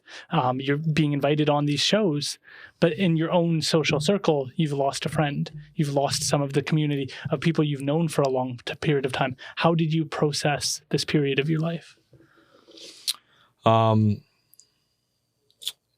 It was very difficult, and there was a lot of personal issues. I was talking about a bit before, which I won't get into now, but I suspect at some point I'll talk about some of the personal issues that I've navigated, a lot of traumas and anxieties and fears that I've been working on in therapy. And I mean, yeah, it's reminding me of the conversation we just kind of closed the loop on. It's like working on those personal issues and feelings of depression and low self-esteem and chronic anxiety, like really chronic anxiety, just to a debilitating level. It's like I had to take ownership for those specific problems because that was the only way out. Like, my parents had kind of reached their limits and what they could do. And, you reach a certain age and you're like, okay, my mom doesn't have all the answers. And in fact, some of the answers, may not be the best. And, she's amazing, but I need to find my own path now and transcend my environment and look beyond my specific upbringing and see what else is out there. And for me, going to therapy, working a little bit of psychedelics here and there, finding really good mentors and people that I care about, or people that care about me and want the best for me, certain religious communities and spiritual communities, immersing myself in certain areas was absolutely the only way out for what I was dealing with and what I'm still dealing with to some degree. But it was really reaching out and finding good people and mentors and good, positive, healing ideas that could help me navigate the challenges that I was working through. It's I mean, for all the bad that we've talked about, there's been, I would say, a lot of good in just how many people, really care about me, and people that I found that have been mentoring me, checking in on me, and people that I go to for help, for therapy, or just having a conversation about issues that I'm going through. That's just been incredibly transformative over the past couple of years, is finding the right people and accessing the right ideas and the right kind of corrective behaviors and just recalibrations of how I look at myself and my traumas and my anxieties. I have a lot to be thankful for in that regard. Beautiful. I'm very worried about Bill C-11, Bill C-16. I'm worried about the censorship in Canada. I'm worried about the CRTC. But the thing that I worry about more right now is self-censorship. And I thought the piece that you wrote about what it's really like to be canceled, it really touches on this. Like, it's easier to stay quiet. It's easier, like, you don't risk anything. And it feels like so many people, when I talk about, like, I hate land acknowledgements. I think they're stupid. I don't think they're useful. Indigenous communities, we don't do them. Like, that's not what we want. Oh, really? You guys don't do them either? No. Okay. No, we don't, like, it's just not, like, what we ever asked for. It's done in educational institutions, but it's not something we don't start our meetings with land. Like, it's just two different worlds. And I assume you share what I was saying earlier, like those, like, which piece of land belonged to who at which time. Like, it's not always one group belonging to one land, right? It's like different groups vying for that. It's complicated. Like archaeology, like we have a David Shepe who I've interviewed. He's an archaeologist here. Yeah. He can tell you like the facts on which grave sites where like Chawathal had our grave site. Like he can do a pretty good job of laying that out. So it's not crazy in question. Like obviously there's going to be challenges of exactly what line we're drawing. But for the most part, like, at this point, we'd just be happy to get some of our land back. Like, we're not asking for 100% back. Right. Well, I mean, like, which groups are vying for that land and therefore lost? Like, one group that may want some part of a land, but that group barbarically, killed them or slaughtered them or attacked them, and they didn't get that land. So that group that lost out on that land, what's happening to them? I mean, some of that history is over like 300 years old. So some people just don't like have that information. Right. But I would say that that's not like a common issue within Indigenous communities. Is like, oh, well, maybe 10,000 years ago, this person, like at this point, we want that land right over there that would allow us to grow our community in a healthy way. We're not going crazy back 2,000 years ago of like what was going on. Yeah, I mean, is there not, like, from what I understand, there are certain areas though where it's like two competing tribes were warring for that area, and so we might give a land acknowledgement for one particular tribe in this area, but there might have been other tribes vying for that in potentially recent history, but they lost out on that. So it's like which is their land and which is whose land goes where. I mean, I don't know. Yeah, I don't have the answers. I think that would be like an interesting intellectual conversation that I'm sure communities have. But like today, we're like, we want this piece of land, and maybe another community goes, we want that piece of land, but we would be happy to hash that out. Right. But at this point in time, it's like, we don't even have access to the land. So that's like premature, like I think just premature in the practical sense of actually working towards getting certain spots back. But self-censorship is like, that's what your story rings so clear, is that this is what happens to you when you speak your opinions.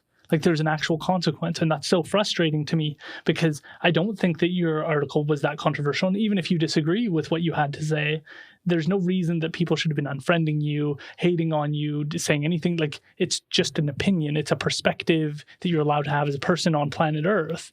And we've hit this point where so many people reach out to me privately and say, I agree with what you said, but I could never say it out loud. And you talked about that exact same thing. And that's such a terrifying position. So many people will say, I hate land acknowledgements, but I do them because I don't want to get in trouble. And it's like, well, that's actually not helping my Indigenous community in any way, shape, or form. And we've created all these kind of rules of what you're supposed to placate to for Indigenous communities that my Indigenous community doesn't even know you're doing. So I don't like that Indigenous communities kind of get blamed for issues like land acknowledgements because it's not something we're asking for. It's not something like if you go to an Indigenous community's website, we're not asking for it. And to say that is so controversial. Yeah. And it shouldn't be. It should just be a perspective you're allowed to have. So I'm just curious what thoughts you have. Have things gotten worse in terms of being able to share your opinions? Have things gotten better? Do you feel like you're more comfortable to speak your opinions? Yeah. Oh, yeah. I mean, when you kind of come out of the closet as an independent thinker and you've kind of been canceled or hated on or initially excluded by certain friends, so you eventually find your own tribe. You find, various groups that like you, and there are dangers in that too, right? It's like kind of this reinforcement of ideology, these echo chambers that get created on the left and the right, and all the middle space in between that. But I've at this point, I worry literally never about what I want to say because I've already kind of come out and made the heretical points that I've made, and that's rubbed some people the wrong way and they hate me and they don't want to be friends anymore. Yeah. But there's other people that really like my work now, and at this point, for me, truth is the only thing that matters. And if that means that some people on the right or the left aren't going to like it, then they're not going to like it. I'm still going to pursue the truth no matter where it leads me. And that, with COVID, I kind of took some controversial positions, which I don't think should be controversial, but that alienated some people before who supported my work. And that's fine to me, as long as people understand where I'm coming from and are honestly engaging with my work and looking at a diversity of sources. Then that to me is a noble pursuit. But what ends up happening is many people take a position, take a certain line on a topic, and they just become attached to that, even when weeks or months or years later that position becomes farcically idiotic to take and is not in line with the data. And we've seen some prominent intellectuals and media figures behave in certain ways that have been quite surprising and unprincipled.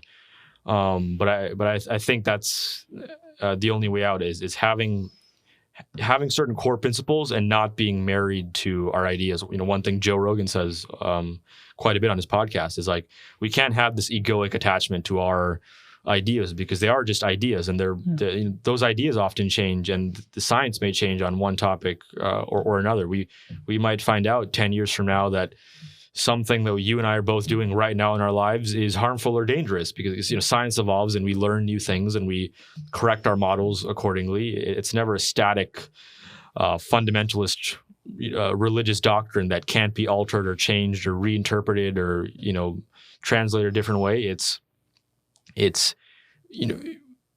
the landscape of views on a number of different topics often is quite wide, and we have to find our footing and recognize that different people can reasonably disagree on the specific topic, and it's not a matter of black and white thinking. It's often getting into the complexities and really absorbing some of the data and figuring out what's right, what makes sense, and navigating that complex, territory like the kind that we just navigated of historical wrong, injustice in the past, versus individual behavior, ownership, government policy, culture, psychology. It's like these topics are very, very complicated, and they're not easily digestible on a strictly left-wing or right-wing basis. Yeah. One of my next questions was around, as a journalist, how you feel about Bill C-11, Bill C-16, what's going on. We're seeing more and more journalists being laid off. As an independent journalist, what is your kind of understanding of the landscape and what's going on?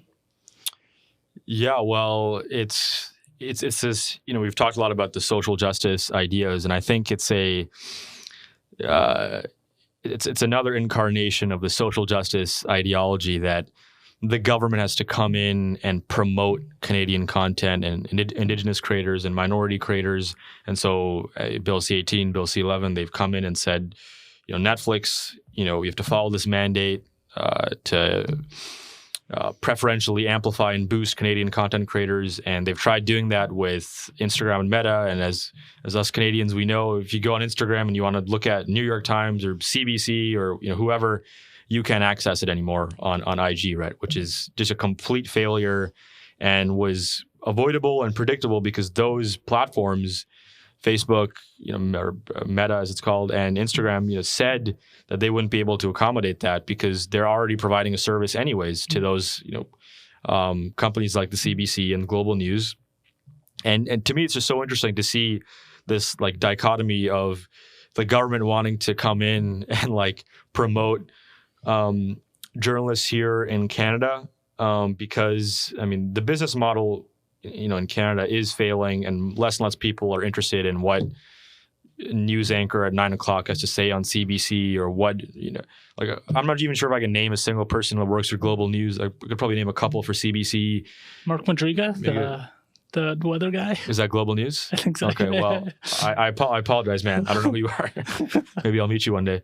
But it's like the Canadian content is declining and is less and less popular. The business model is failing, and the government in this Similar, this kind of equality of outcomes, compassion, this kind of uplifting these groups has come in and tried to impose these mandates on other companies to promote their own creators. And my question is, well, why can't we just have great Canadian content that's just great that people want to listen to? Like, why do we need the government to come in and say Netflix, Spotify, Rumble, Instagram, please, pay back CBC or promote CBC in the Globe and Mail? It's like, I want to read the Globe and Mail because I love the Globe and Mail, like hypothetically, and there are some good writers there. This idea that the government has to come in, to me, is just laughable when you're seeing on the other side, like in the U.S. and not even U.S. because this is I'm kind of part of this now. This movement of writers on Substack who are making millions of dollars, like Barry Weiss, the Free Press, just published in there recently on the Bill C-18 topic. Alex Berenson, Matt Taibbi, Glenn Greenwald left Substack and is on Rumble now and doing fantastic there. And many other independent journalists and content creators on Substack. Oftentimes it's like one or two people or three or four people generating like, $2 million or $4 million or even, $400K, $500K. It's like, why is their model working so well? Yeah. And why is the CBC's model or the Globe and Mail model not working as well? It's like, instead of the government trying to impose various mandates, those companies and outlets should look at what's best for them and see or what's conducive to economic and cultural and just political success, for their outlets. Like, why, or how can the CBC become more and more relevant and more successful in this, global competing marketplace of ideas, right? Yeah. How can they become better? How can they become more honest and have a diversity of opinions and platform conservative, libertarian, and liberal writers and offer differing viewpoints on different platforms and different formats and cater more and more to Gen Z? That to me is a much better conversation and what should be happening rather than the government trying to play a role in this. What's crazy is to think about like Gad Saad, Jordan Peterson, Michaela Peterson, Ariel Helwani, like Tom McDonald. Like, you think of big names that blow up, they go straight to the U.S. because there's a bigger Malcolm market. Gladwell. Yeah, there's more opportunities and there's less restriction. Gad Saad had like a whole piece on how like the Quebec and Canadian government were taking like 50% of his book sales on his biography of his life. And he was like, but this is my life. Like, how are you taking money on my story for my... And that was just like such a good like editorial on like where we're at and how crazy things can be. And that was before Bill C-11. Like, it seems like we don't want Canadian creators to succeed in some ways by implementing this where it's focused on the CBC instead of the individual creators that are actually gaining voice, gaining traction, and gaining recognition. Yeah, well, the policy would cover CBC and other Canadian creators. Yeah. So it is designed to help Canadian creators. But I just think the question we should be asking is, why do Canadian creators need help?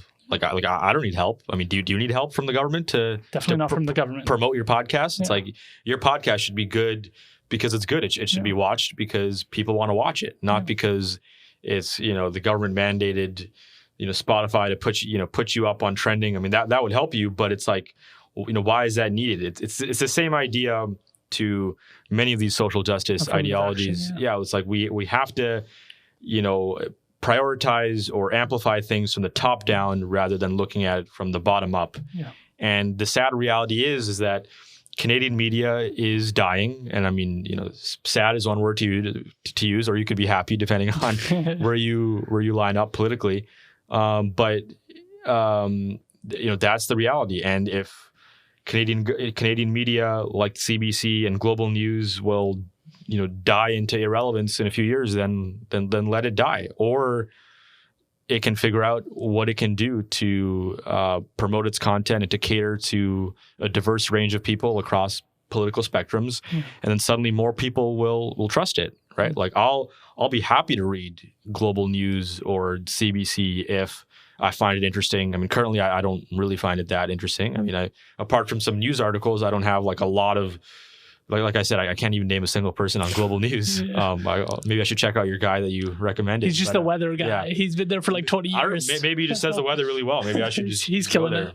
He's taking care of things. But this, I feel like we should be having a conversation of how to get the best ideas out there. And if we have a lack of talent here in Canada, if for whatever reason we don't have as many big journalists and outlets thriving, then those outlets should look in the mirror. Those journalists should look in the mirror and see how they can be better, rather than Trudeau coming in and mandating Spotify to amplify certain podcasters over others. Yeah. In 2021 of March, you interviewed Jordan Peterson. That had to have been a moment in your life where you were incredibly proud of yourself. He was gaining prominence, making an impact. What was it like to book that interview and to run that?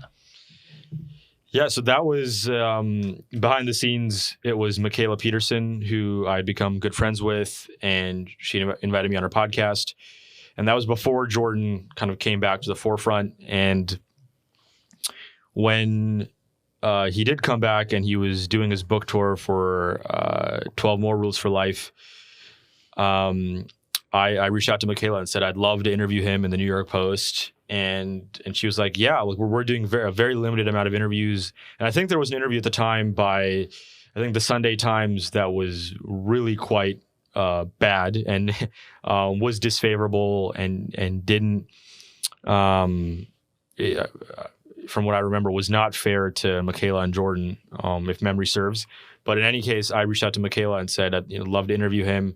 And she's like, okay, this is going to be one of two or one of three interviews he would do with the journalist. And I felt incredibly honored and privileged to have that opportunity.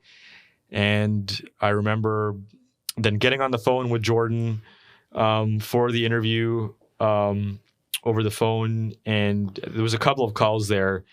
And I just pitched to him point blank. I was like, I feel like this interview we're going to do, let's just record it, because I feel like there's a lot of interesting topics to talk about. And I have some noteworthy things to bounce off of you and to just get your thoughts on about religion, mysticism, suffering, spirituality, identity politics, inequality, social justice, cancel culture, etc. And I just kind of just shot my shot. And he was like, okay, sure, well, we can take a look at that. We can maybe do that. And then his producer, he seemed interested, Eric Foster at the time. He's a great guy, great friend of mine. He's a great podcast producer, has his own company and is doing amazing work. And so here we were, we set up the date, whatever it was, maybe a February or March of 2020 or not, maybe 2021, I think it was. Yeah. Well, I think the interview came out only last year, if I'm not mistaken.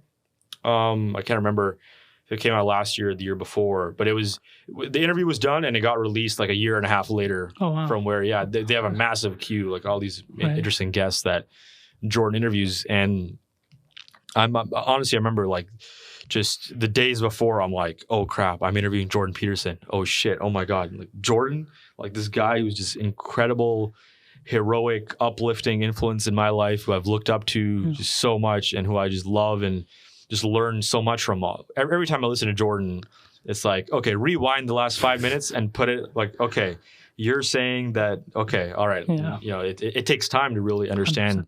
What he says, because he thinks on a really multi-dimensional 5D level where it's like he's painting this incredible portrait of just this collage of diverse, interesting, complex, and just sometimes tangentially related ideas across, religion, philosophy, mysticism, psychedelics, political science, etc. And it's just a pleasure to see his mind work in real time and to see how he thinks about these things on a very deep, intuitive level. And so find myself looking at him like, oh, hey, Jordan, what's up? And it was just like, it was such a crazy moment for me because I'm like, this guy I look up to so much, we're about to have a conversation. And I was fairly nervous before, and I was like, oh my God, like, am I going to do a good job at this, or am I going to suck, or what if he doesn't like me? And it just we ended up flowing in this really smooth and seamless manner and getting into this flow of conversation that I found really productive and nutritious. And we went into all these deep areas, and I mean, he said so many things in that conversation that really stuck out to me and really stayed with me for a while. And on one level, it was just great to hear him, get a bit of reassurance for where I was at, because he at one point said, like, why am I talking to you? It's like we were talking about identity politics and racial privilege and disadvantage, and he was like, why am I talking to you right now? It's like, not because you're this brown Sikh guy that I want to get diversity points from, or because I just have to do this, but because you're an interesting young guy. I think he said, you're an interesting, bright character, and I want to hear what you have to say. And I was like, oh shit, all right. I'll take that. I'll take that. I'll put that up on my wall and just remember that as a great quote.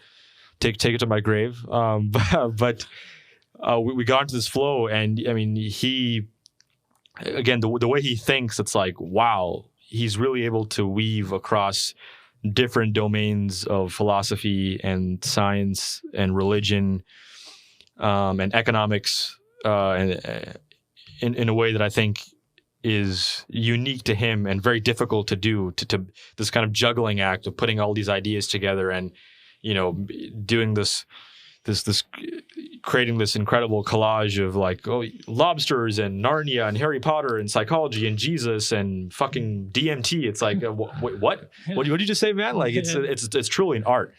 And so when we were talking, one thing he said in particular, when I asked him about religion and the decline of religious interest and religious affiliations among Gen Z, and this kind of itch, this thirst for spirituality and for connection with divinity, and the importance of that in our lives, I asked him about it and about why he thinks it's necessary and important to living a good, meaningful life. And he responded in this totally unconventional, unorthodox way. He's like, Rav, why do people go to a rave? He's like, there's music, there's dance, there might be substances involved, there might be MDMA, or even if there's not, you're at a rave, there's loud music, you're kind of collectively in this like community of people that are dedicated, that are kind of, unlike a kind of religious ceremony. I mean, even on a basic level of rave, you're just there to have a good time together with people, and you're kind of synchronized to the rhythm of the music, and you're experiencing this like collective ecstasy, again, with actual ecstasy or not, it doesn't matter. But you're having this powerful experience that is spiritual at its foundational level. I mean, you see like all the fanfare around the Taylor Swift Eras tour. It's like what she's doing is a form of religiosity in the sense that it taps into something so deep, so deeply wired in our DNA for connecting with others and for coming together and for singing these anthems, these in Taylor Swift's case. I mean, I thought her last album, Midnights, was absolutely fantastic. And then just I think her best album out of all albums that she's created. And I was just stunned by all these songs about heartbreak and human emotion and about self-identity and interacting with other people. It's like those ideas and those experiences, good or bad, in her songs, people are coming to the Eras tour prepared and in this sort of collective ecstasy and joy and fervor, and kind of enjoying these songs and taking it in as a group, not just as an individual, but as a group, and enjoying the kind of mystique around what she brings to the table and what energy she symbolizes in that particular experience. It's like that's fundamentally spiritual, even if there's not an exact dogma attached to it. It's like there's something there of like the way my little sister looks at Taylor Swift is like, I mean, for better or worse, or for you want to say that there might be some downsides to that, I don't know, but there's something there that I think is so deeply rooted in the way we communicate and the way we interface with reality that we need to figure out more and more ways to have experiences like that are surrounded, that revolve around good, ethical, uplifting, and communal ideas that we find in Christianity, that we find at a church service or at a Buddhist temple. Like we need to figure out more and more ways to come together across religious and political boundaries and acknowledge our common humanity and connect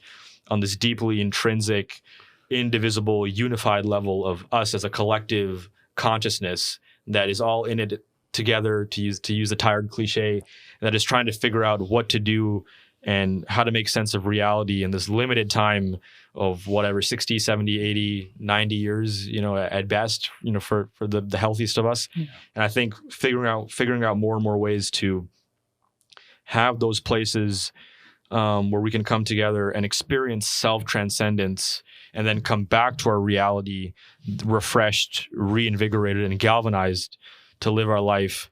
I think that is what adds color to our life that a lot of people are missing in this atheistic and overly scientifically reductionist life where we're kind of missing the ego-shattering, self-transcending surrender to something bigger than us.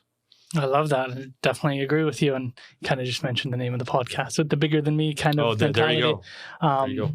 Also, you've delved into so many really interesting topics, but the next one is also controversial: COVID-19, the vaccines. Yep. Your conversation with Mark Cuban, another person many people have heard of.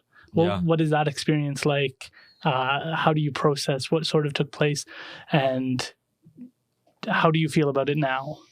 Yeah, so to be clear, Mark and I didn't actually have a conversation. It was just on Twitter. No, that's yeah, back and forth. And there's some behind the scenes information there that I got to be careful what to say, what not to say. But it's kind of a long story. But got a bit of a tap on the shoulder by the GOAT Joe Rogan a couple of years ago when he was being attacked widely for at that specific point talking about the connection between COVID vaccines and myocarditis, heart inflammation in young males.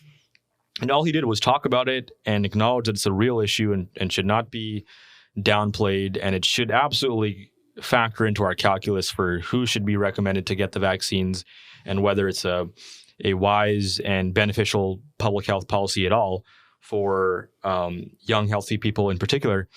And he was getting widely attacked. One individual in particular was Mark Cuban. And Joe just asked me kind of behind the scenes to kind of play a role in engaging with Mark, who I then did engage with behind the scenes over email. And we had long form exchanges on this topic. And he just revealed his idiocy and his nutbaggery just across these emails. Like, he was just not willing to acknowledge that the COVID vaccines happen to be the most dangerous pharmaceutical intervention promoted across society, likely in history. I mean, it's hard to paint big brushes like that, but this is really the first big experimental pharmaceutical intervention that's been promoted to everyone across society. And unfortunately, as much as I don't want this to be the case at all, and suddenly Rav Arora, I'm suddenly spending hours and hours reading epidemiology and cardiology studies on vaccines is a topic that I never ever would have thought I would have written about or taken any interest in. I mean, never interested in vaccines or epidemiology, like just not my area. I don't care for that topic intrinsically, but here I was in this phase of like, these vaccines were being pushed on the public without sufficient knowledge and information around safety and efficacy. And a lot of those narratives kind of changed over time. And there was public health admissions of, okay, it doesn't stop transmission, even though we said it was, and we forced you and we mandated you to get it.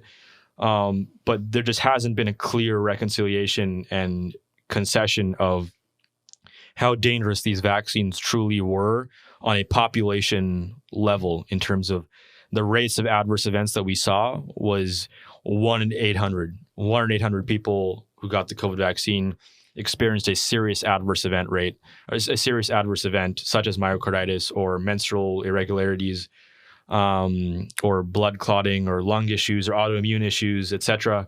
And that 1 in 800, by the way, comes from a top of the tier study in the journal Vaccine by Dr. Joseph Frayman, who I've interviewed on my podcast. And he looked at this, he went straight into the Pfizer and Moderna trials and counted the serious adverse events and came up with 1 in 800, which is just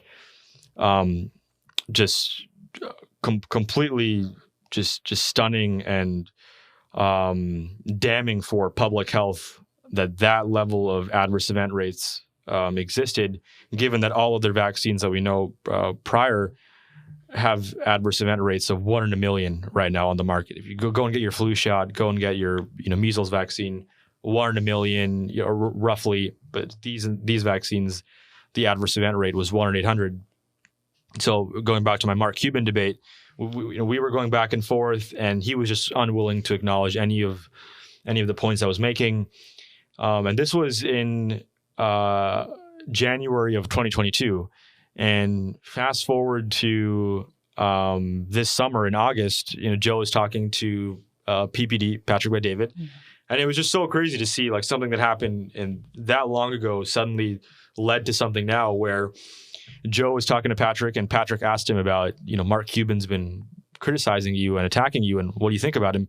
And Joe then mentioned my exchange with him and about how, he thought I was right and what I was saying was compelling and what Mark was saying was wrong. And I posted that clip on Twitter, and Mark saw it, and he just went on this. I want to be fair to him. I mean, he definitely got triggered, but then started asking some really hard-hitting questions, some of which were just idiotic and ignorant and kind of detracting from the issue. But at the same time, he just really wanted to engage on this topic.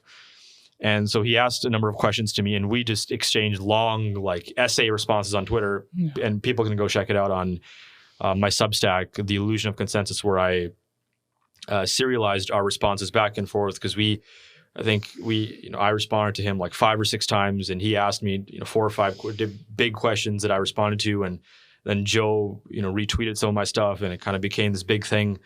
But in a nutshell, that exchange just revealed to me how ideological someone like Mark is, like in this very ideologically insulated, billionaire, wealthy, Democrat, New York Times, Atlantic reading coalition of people that, are getting a certain narrative about what's going on about free speech and censorship, and, think Joe Rogan is the devil, and Elon Musk is just a horrible person, and mRNA vaccines were beneficial for everyone, and cancel culture isn't a real thing, and Jordan Peterson is a fraud. Like, there's all these kind of ideas that people have. You talk to people of a certain ideological echo chamber, and that's fully what they think. Like, they hate Joe Rogan, they hate JP with a fierce passion, and they think vaccines were just beneficial for everyone because the scientists said that at the time. And it's in front of everyone's eyes. People can go back and read it. But Mark was just unwilling to recognize what I was saying in that specific context, which is that on net, the best available evidence shows that for young, healthy people, particularly young men, the vaccines were net negative. Not in that everyone was dropping dead or that everyone's getting heart attacks from vaccines, but that on net, if you look at the benefits and the advantages to mass vaccinating, say, young and healthy people between the ages of 20 and 25, and you compare that to the side effects, including myocarditis and menstrual irregularities in young women, it appears to be the case that the negatives far outweighed the positives. And that's been my conclusion journalistically. But Mark was just unwilling to recognize any of that. And so it was just sad to see him just maintain his ideology at all costs and not actually look at the evidence and data that I was providing. What was it like to go in on a topic that you're not an expert on? That, like, of course, journalists are not like experts in one thing. They learn about lots of different things. But what was it like to start to get interested in? You said it wasn't something that you ever imagined you would do. What was it like to have to approach this in comparison to perhaps the identity politics, which it sounds like caught your eye initially? Yeah. Well, this one was just writing what COVID vaccine was done in the aftermath of the federal and provincial vaccine mandates, where suddenly I couldn't go to a gym and exercise unless I had the COVID vaccine. And thankfully, Murph's gym, shout out to Kyle Murphy, he actually kept things open and defied the public health orders, which is one of the most courageous, audacious, and noble things that one can do is in the face of tyranny is not a hyperbolic word in my view when we look at what really happened, and actually defying these tyrannical, censorious, authoritarian measures that were imposed on the public was the right thing to do. It was right and ethical to resist some of this nonsense. And that's initially kind of what got me going, was like, okay, I'm being mandated to get this thing that at that time they said it stopped transmission. And the whole idea, I remember back on Twitter, it was like, okay, when I was debating people and I was like, I don't know if I want to get this. And I condemn mandates, and they were like, well, what about my grandma, Rav? What about my grandpa? What about your grandparents? Well, shouldn't you take it for them? And there was problems with the logic at that point too. But obviously moving forward, that logic just became antiquated, and there was no community benefit to vaccination in the long term. It just stopped transmission for a couple months. But at that point, I refused to take an experimental vaccine because my government thought that was in my best interest, and I did not see the relevant data. If I saw the data that it was, my rate of dying, would go down by 100x, and there was no myocarditis, there was no serious adverse events associated with this vaccine, or they were very, very rare, they were 1 in a million, 100%, like, give me the shots right now. Like if I saw that, but that's not what I saw. And those concerns that I had at the time were vindicated in the long term as more and more data on myocarditis has come out. Brett Weinstein and I just did a great podcast, and we were talking about some of the recent data, studies from South Korea and Hong Kong, showing that individuals who got myocarditis from the vaccine, at the 1-year follow-up, 50% of them still had evidence of scarring in their heart. And if you talk to the CDC and the FDA and Mark Cuban, they have no answer for that. They just blindly, ideologically promoted the solution that, to be charitable, they thought was the right thing to do because the CDC and the FDA said so. But the problem is, and this is the title of my Substack, The Illusion of Consensus, is that the experts that were promoting these vaccines were of a very specific kind. And there were other experts that were sidelined, marginalized, and censored, such as my colleague, Dr. Jay Bhattacharya. We run The Illusion of Consensus together.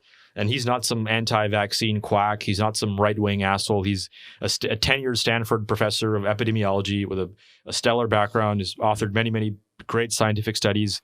He early on was doing the studies in Santa Clara County on finding the true infection fatality rate of COVID rather than what was being presented at the time, which is like 1%, 2%, or 3% infection fatality rate. And his studies, looking at a broad sample of infections, found a rate more along the lines of 0.2%, but 0.2% of people were dying of COVID with a very sharp age gradient, over 65 and plus, and comorbidities were heavily impacted, but people of younger ages and healthier backgrounds were not as affected.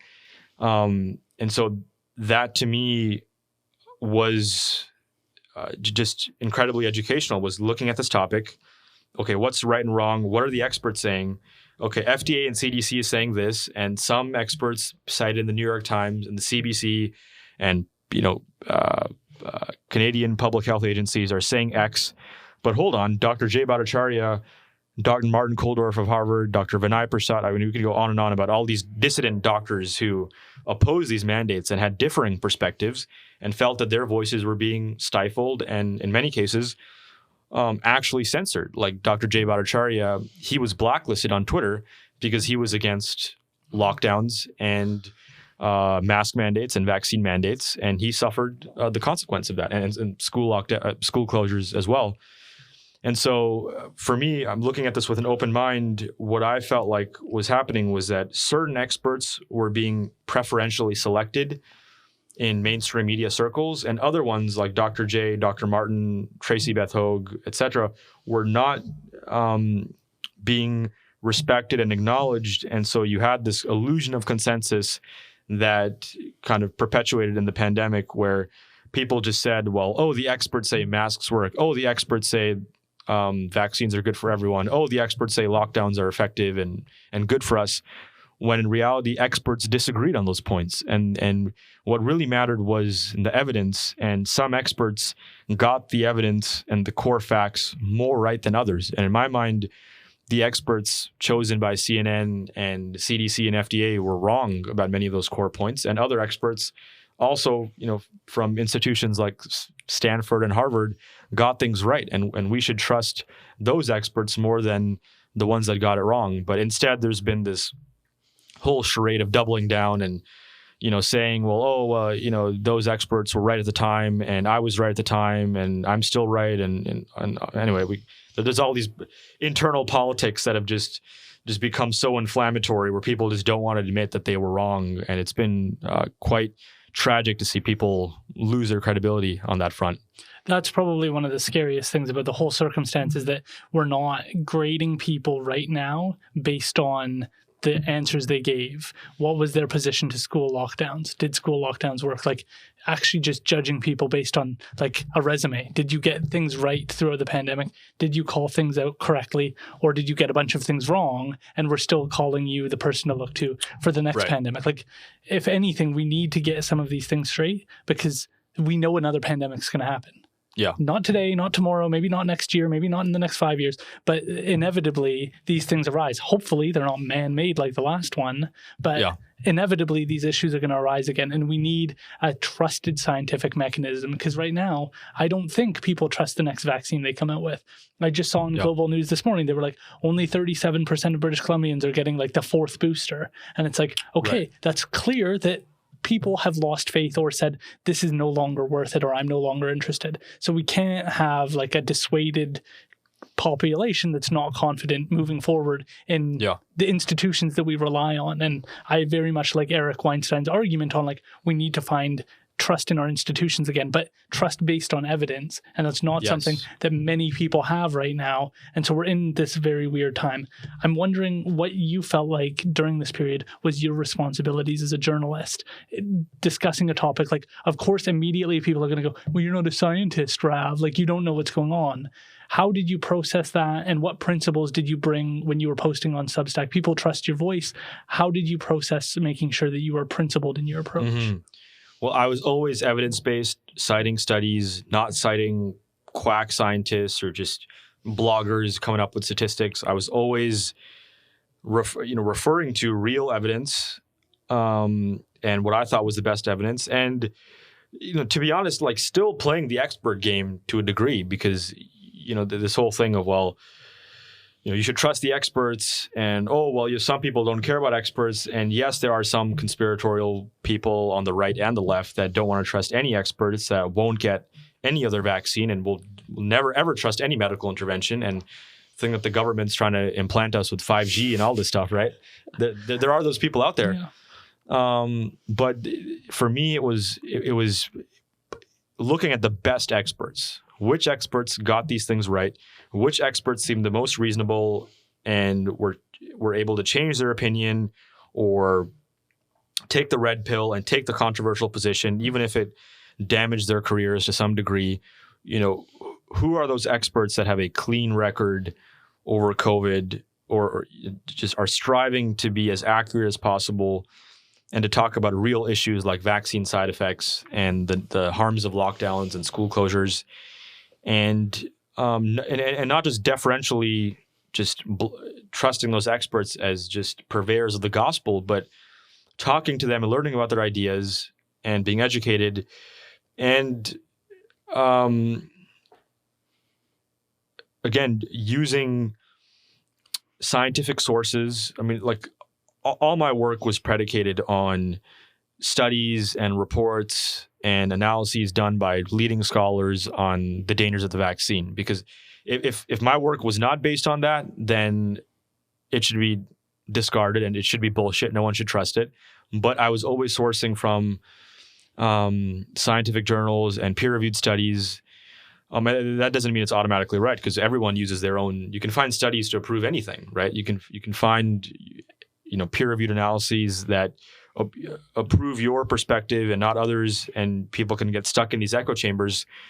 But for me, it was really about having an honest conversation about the data, and I'm to some degree still perplexed why some people just lost their sanity and people that I thought were very, very reasonable and still are very reasonable on certain topics, who just failed to be critical and skeptical enough in the face of an emergency. And it seems to be that fear and death and tragedy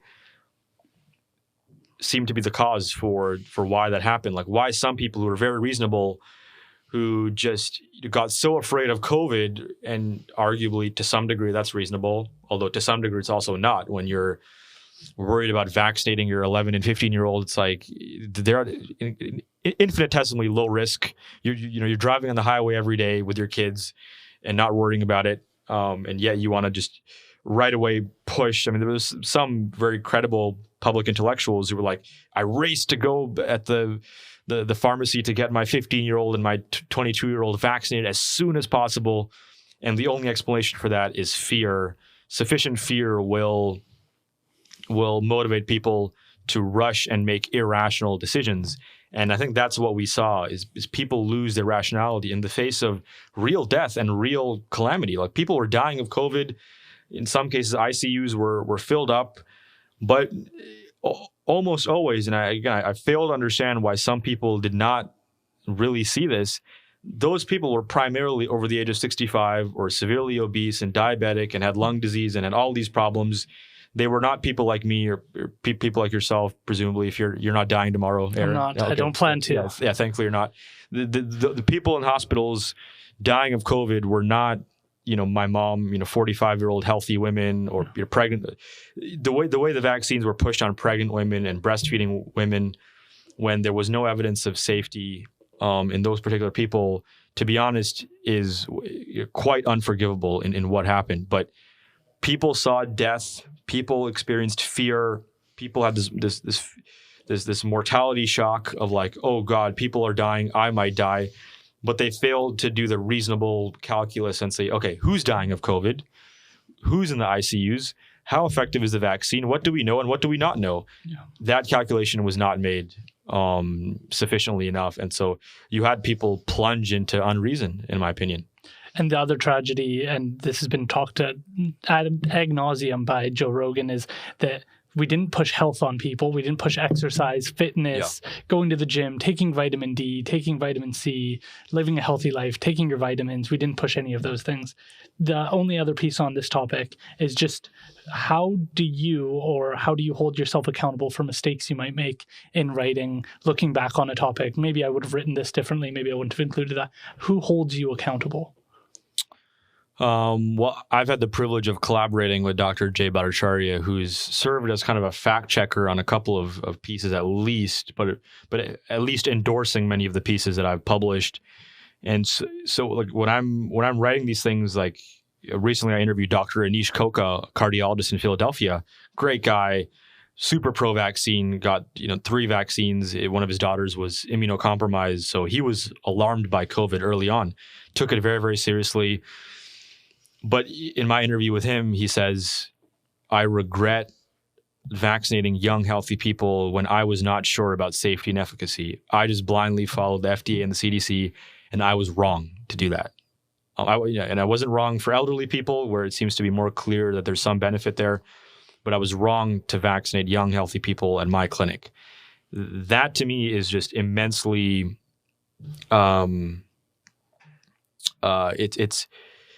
it's incredible to see that level of humility when someone says that they got something wrong and they're going to now do better in the future. And I've played this expert game. I've never been this sort of guy who's just blogging and like doing his own statistical, manipulation and figuring out his own stats. Like I've always talked to Dr. Jay Bhattacharya and Dr. Anish Koka, different cardiologists and epidemiologists, and outsourced to them.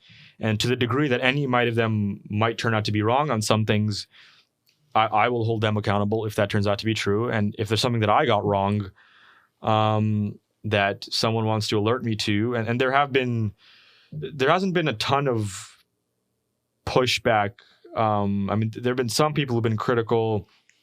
Sam Harris and I have had a long form back and forth over email for several months. We've gone, back and forth and really vigorously debated in good faith and with love and respect and compassion on these very controversial topics.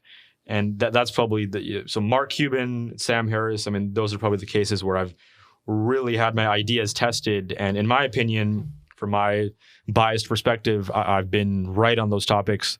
And those guys have been fatally wrong on those topics and have failed to correct their views, in my opinion. Is there anything that Sam Harris specifically said that maybe moved your opinion at all? Yes. Yeah. There is one thing, not to say it's not that I changed my mind because of him, but definitely an emphasis that he helped put for me was like, okay, for me, yes, the public health authorities failed and they pushed dangerous and ineffective vaccines on the population without having reliable safety data. And that should be widely condemned, and we should not trust Pfizer and Moderna and the CDC the way that we did. And we should be honest about risks and benefits for these pharmaceutical procedures or interventions, rather. But at the same time, there is this growing anti-vax cult that doesn't want to believe anything ever from public health authorities and engages in just wildly hyperbolic rhetoric about the vaccines being a genocidal effort to kill people. Like I know people who think that the apocalypse is coming and that genocide was committed, and while it's slowly going to be more and more people are going to be dying off because of the vaccine. And it's not impossible, by the way, but it's the rhetoric that's used, like Pfizer and Moderna like wanted to kill people and the CDC and the FDA wanted to harm people. It's like there's some people that have just gone too far out in conspiracy territory. And Sam is right to be worried about this epidemic of misinformation out there, where people aren't trusting elections, they aren't trusting any vaccine, period.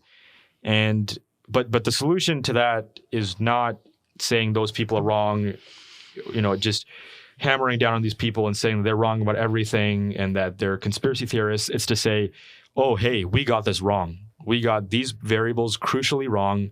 We were wrong to push mask mandates and lockdowns and vaccine mandates on the population.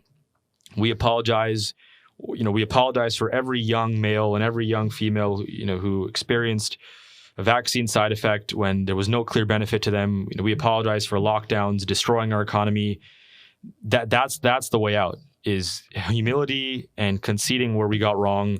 And then you're in a better position to critique the conspiracy theorists. But if you yourself aren't admitting that you got things fatally wrong, you are in no position to critique those people on the other side that have plunged into unreason, because you're just or on the same continuum of just lunacy as they are. You've gotten core facts wrong and you won't admit you're wrong, and you want to complain about misinformation when your podcast, like Sam Harris's podcast, propagated so much misinformation during the pandemic, and he's focused on misinformation on the other side. It's like, okay, man, well, first look in the mirror and see what you got wrong, and then you'll be in a better position to critique others. But currently, you need to look in the mirror and see the experts and the scientists that you platformed that got things completely wrong and have failed to correct their views on the matter.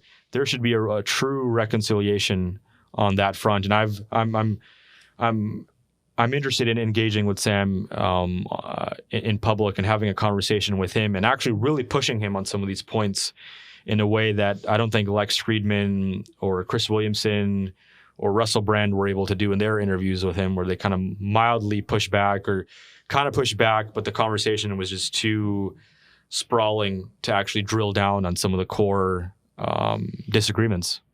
How do you avoid, you've talked about it a few times, echo chambers? Because people, you get influenced by individuals. Joe Rogan's retweeting you. It's all of a sudden like, oh my gosh, like I'm getting retweeted by the GOAT. Like that can be so encouraging. How do you make sure that your positions are solid and not founded on the community you found on Substack or the influences of other individuals, that it's based on the facts? Yeah. Well, I'm always just so skeptical of everything. I'm skeptical of religion. I'm skeptical of science.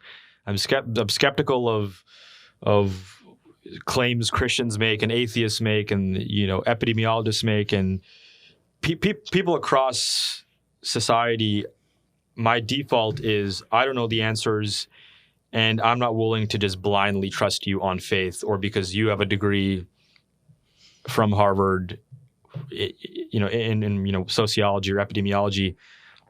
I want to carefully analyze these ideas and see where you're coming from and look at the data for myself and compare that to other perspectives and then, come to my own view and understanding of these complex topics rather than just trusting, one side over the other.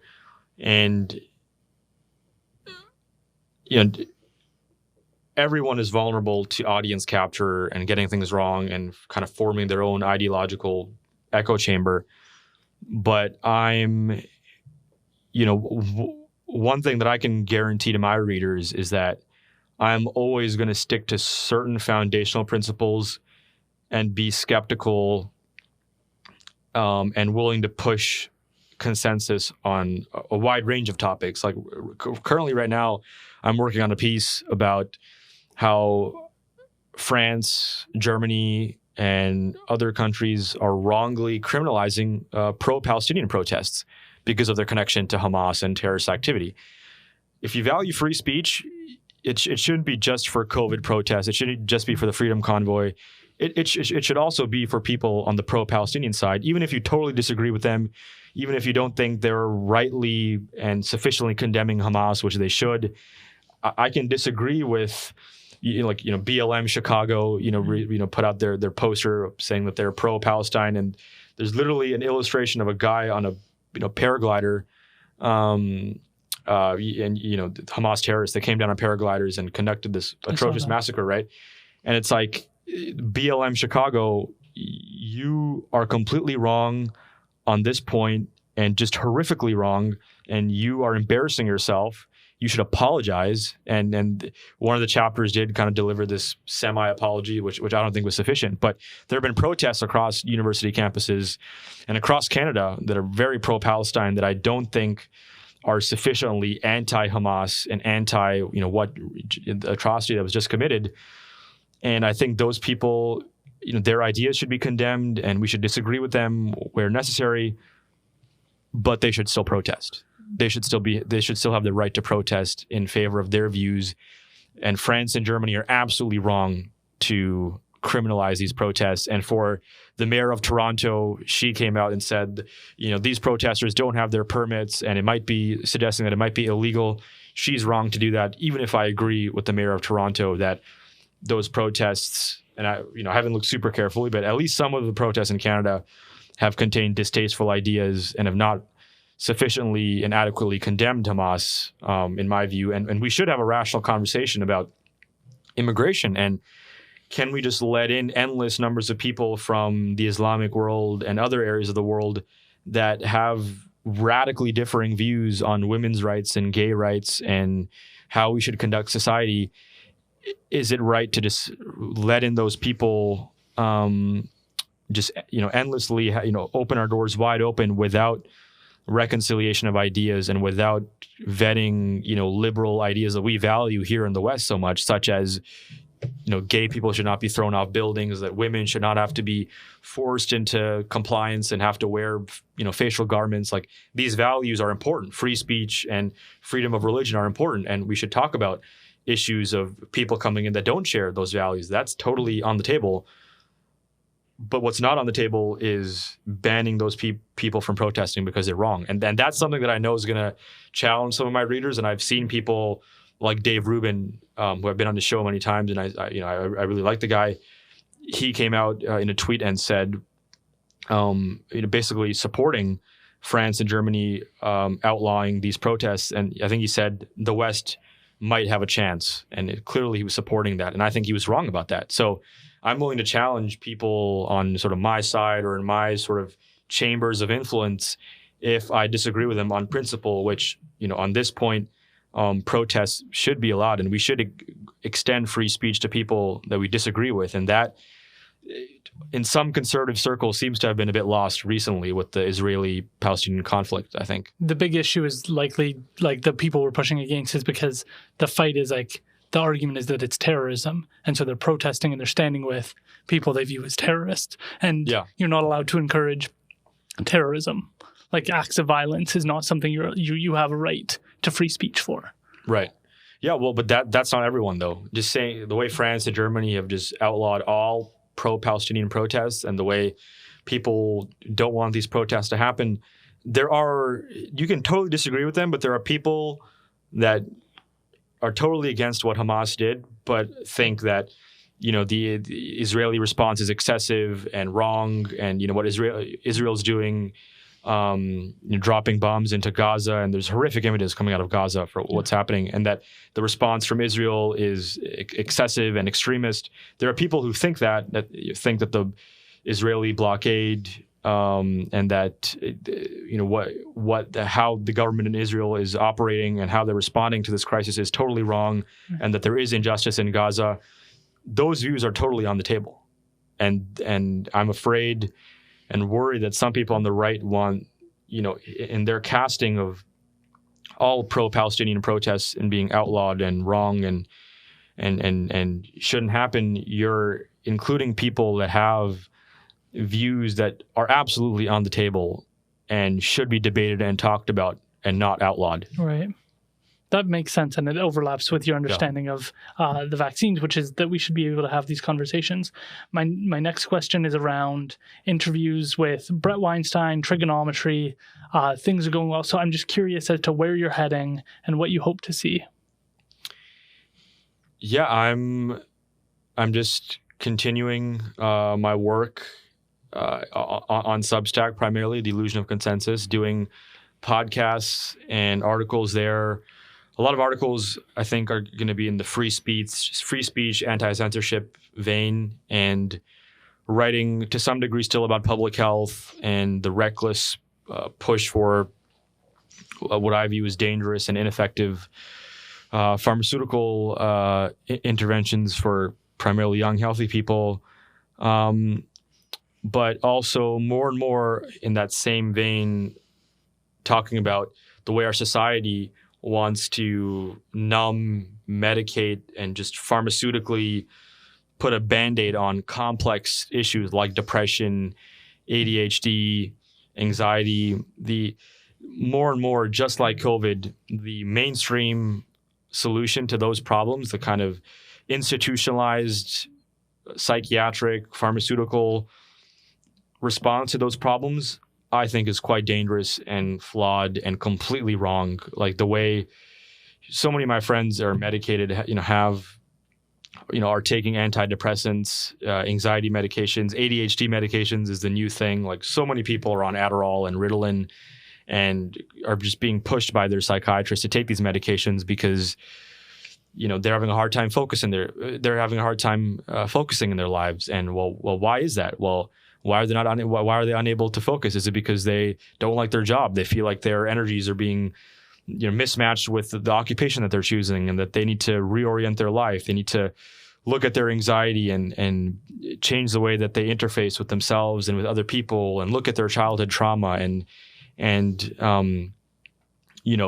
understand where they came from and why they're here and why reality is not what they want it to be, and they're, struggling to pay attention. Like that's a common problem with ADHD. And I greatly suffer from that. I have a really hard time focusing and paying attention unless I'm talking to Aaron Pete on the podcast here. This is my free advertisement for you. But it's like when you have ADHD, it's very, very hard to focus on things that are just ordinary tasks and things that are mundane or monotonous. But it's like, well, why do I have that? Well, when I was a kid, I learned to tune out of reality consistently because reality was quite harsh and difficult growing up as a kid. And this is Dr. Gabor Mate's work on this topic, is how we learn these behavioral patterns. We learn these things from our environment. Our traumas enforce and inform who we are today. And this idea of someone like me who really struggles with anxiety and ADHD and to a lesser degree and depression and psychosomatic chronic pain, it's like go to my psychiatrist or go to my doctor or kind of a mainstream professional, and they'll put me on ADHD meds. They'll put me on antidepressants, and they might recommend CBT, cognitive behavioral therapy, which can be effective, but that's not actually going to address deep-rooted traumas that I've experienced that have informed my sort of maladaptive behaviors that have created this kind of what we call ADHD or anxiety. And so I need to look at that. And thankfully, there's a great clinic in Vancouver, Thrive Downtown, where I'm doing this work, deep dives into my childhood, into my behavior, into my influences, with my counselor, occasionally involving psychedelics, which I think can be very, very healing and illuminating. But this is going to be my focus, I think, more and more, is the way our society and the way our institutions work in preventing us from actually living healthy, happy, joyful, and well-connected lives. More and more, I'm realizing that the same problem with COVID, not addressing obesity, the obesity epidemic and the diabetes epidemic and sedentary lifestyle and people not eating wholesome, clean foods. They just put mRNA vaccines for everyone. But actually, the problem is much, much deeper than that. So I'm going to be doing more and more investigations into big pharma and public health and corruption within our medical system, as well as continuing to hammer on the free speech and anti-censorship topic. I think you're a huge inspiration for people who want to find their own voice. I think that's becoming more and more important with organizations like the CBC suffering and looking for more money to continue to share the same type of information. I think voices like yours, at least being able to be independent and share it, and through mediums like Substack, allow an opportunity to make money and make a living off of sharing your voice, which I think is so valuable. I'm just wondering what advice you have for individuals who are interested in pursuing a similar path, who are interested in some of the topics you've talked about, or maybe interested in something else, and they're looking to start to share their voice. What advice do you have? I would say read a lot, listen to a lot of podcasts, get a wide range of perspectives. Go on this. I encourage people to kind of take their life as an adventure towards truth and to find out what's really going on in reality, if we can ever gain an objective perception of reality, whatever your opinion on that is. But we should be striving towards better understanding ourselves and each other, and looking across religious, political, and scientific backgrounds, and really trying to find out what's true and what's real and what's beneficial and what's dangerous and harmful on the other side. And I encourage people to be bold and audacious and activate their inner honey badger, as Gad Sad says. Be unafraid of the social justice mob, because that's something that cost me a lot in the short term, and was quite painful, as we've talked about. But in the long term, it's been liberating. We're to the point where I'm not afraid of saying anything. Right? If I come to some perspective on something that I think is controversial, I'm going to say it. Right? I'm not afraid to kind of come out anymore and have these views.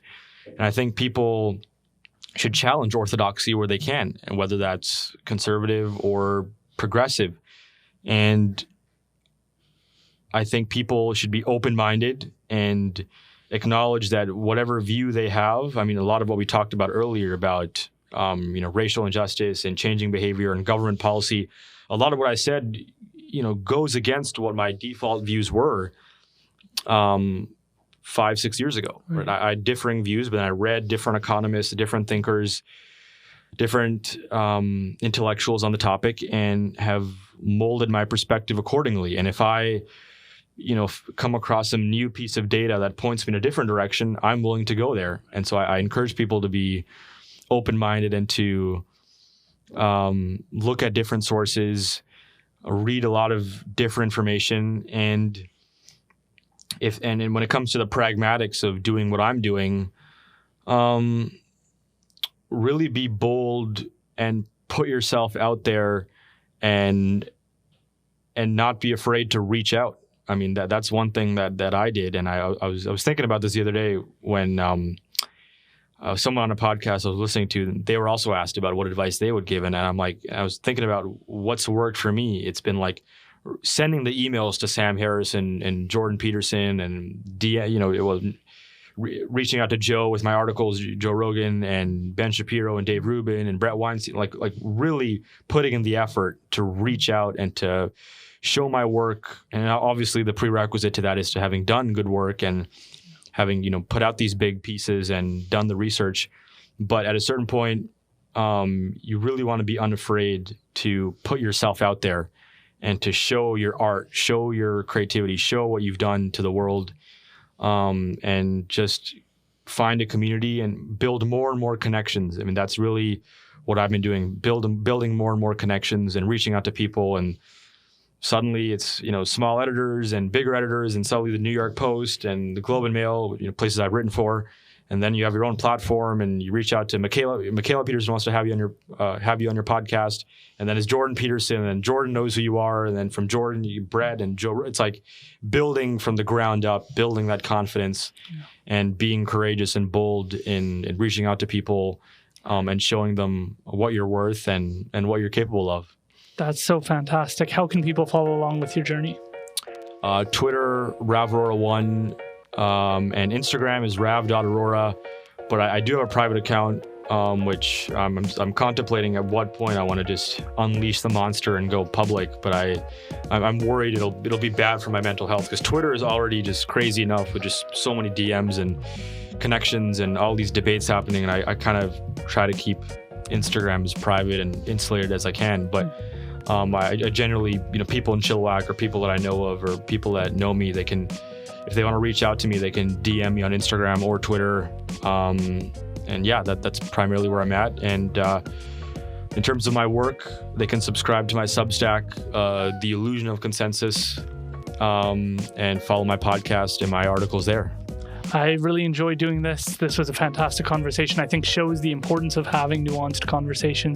I appreciate you being willing to take the time and have this conversation. Yeah, of course. And I'm glad we finally did this. And I apologize for keeping you waiting for a year, but I'm glad we did wait. And it was in the right headspace to have a conversation like this. And I look forward to checking back in maybe a year or two later and see where things change. So well, you were worth the wait. Yeah.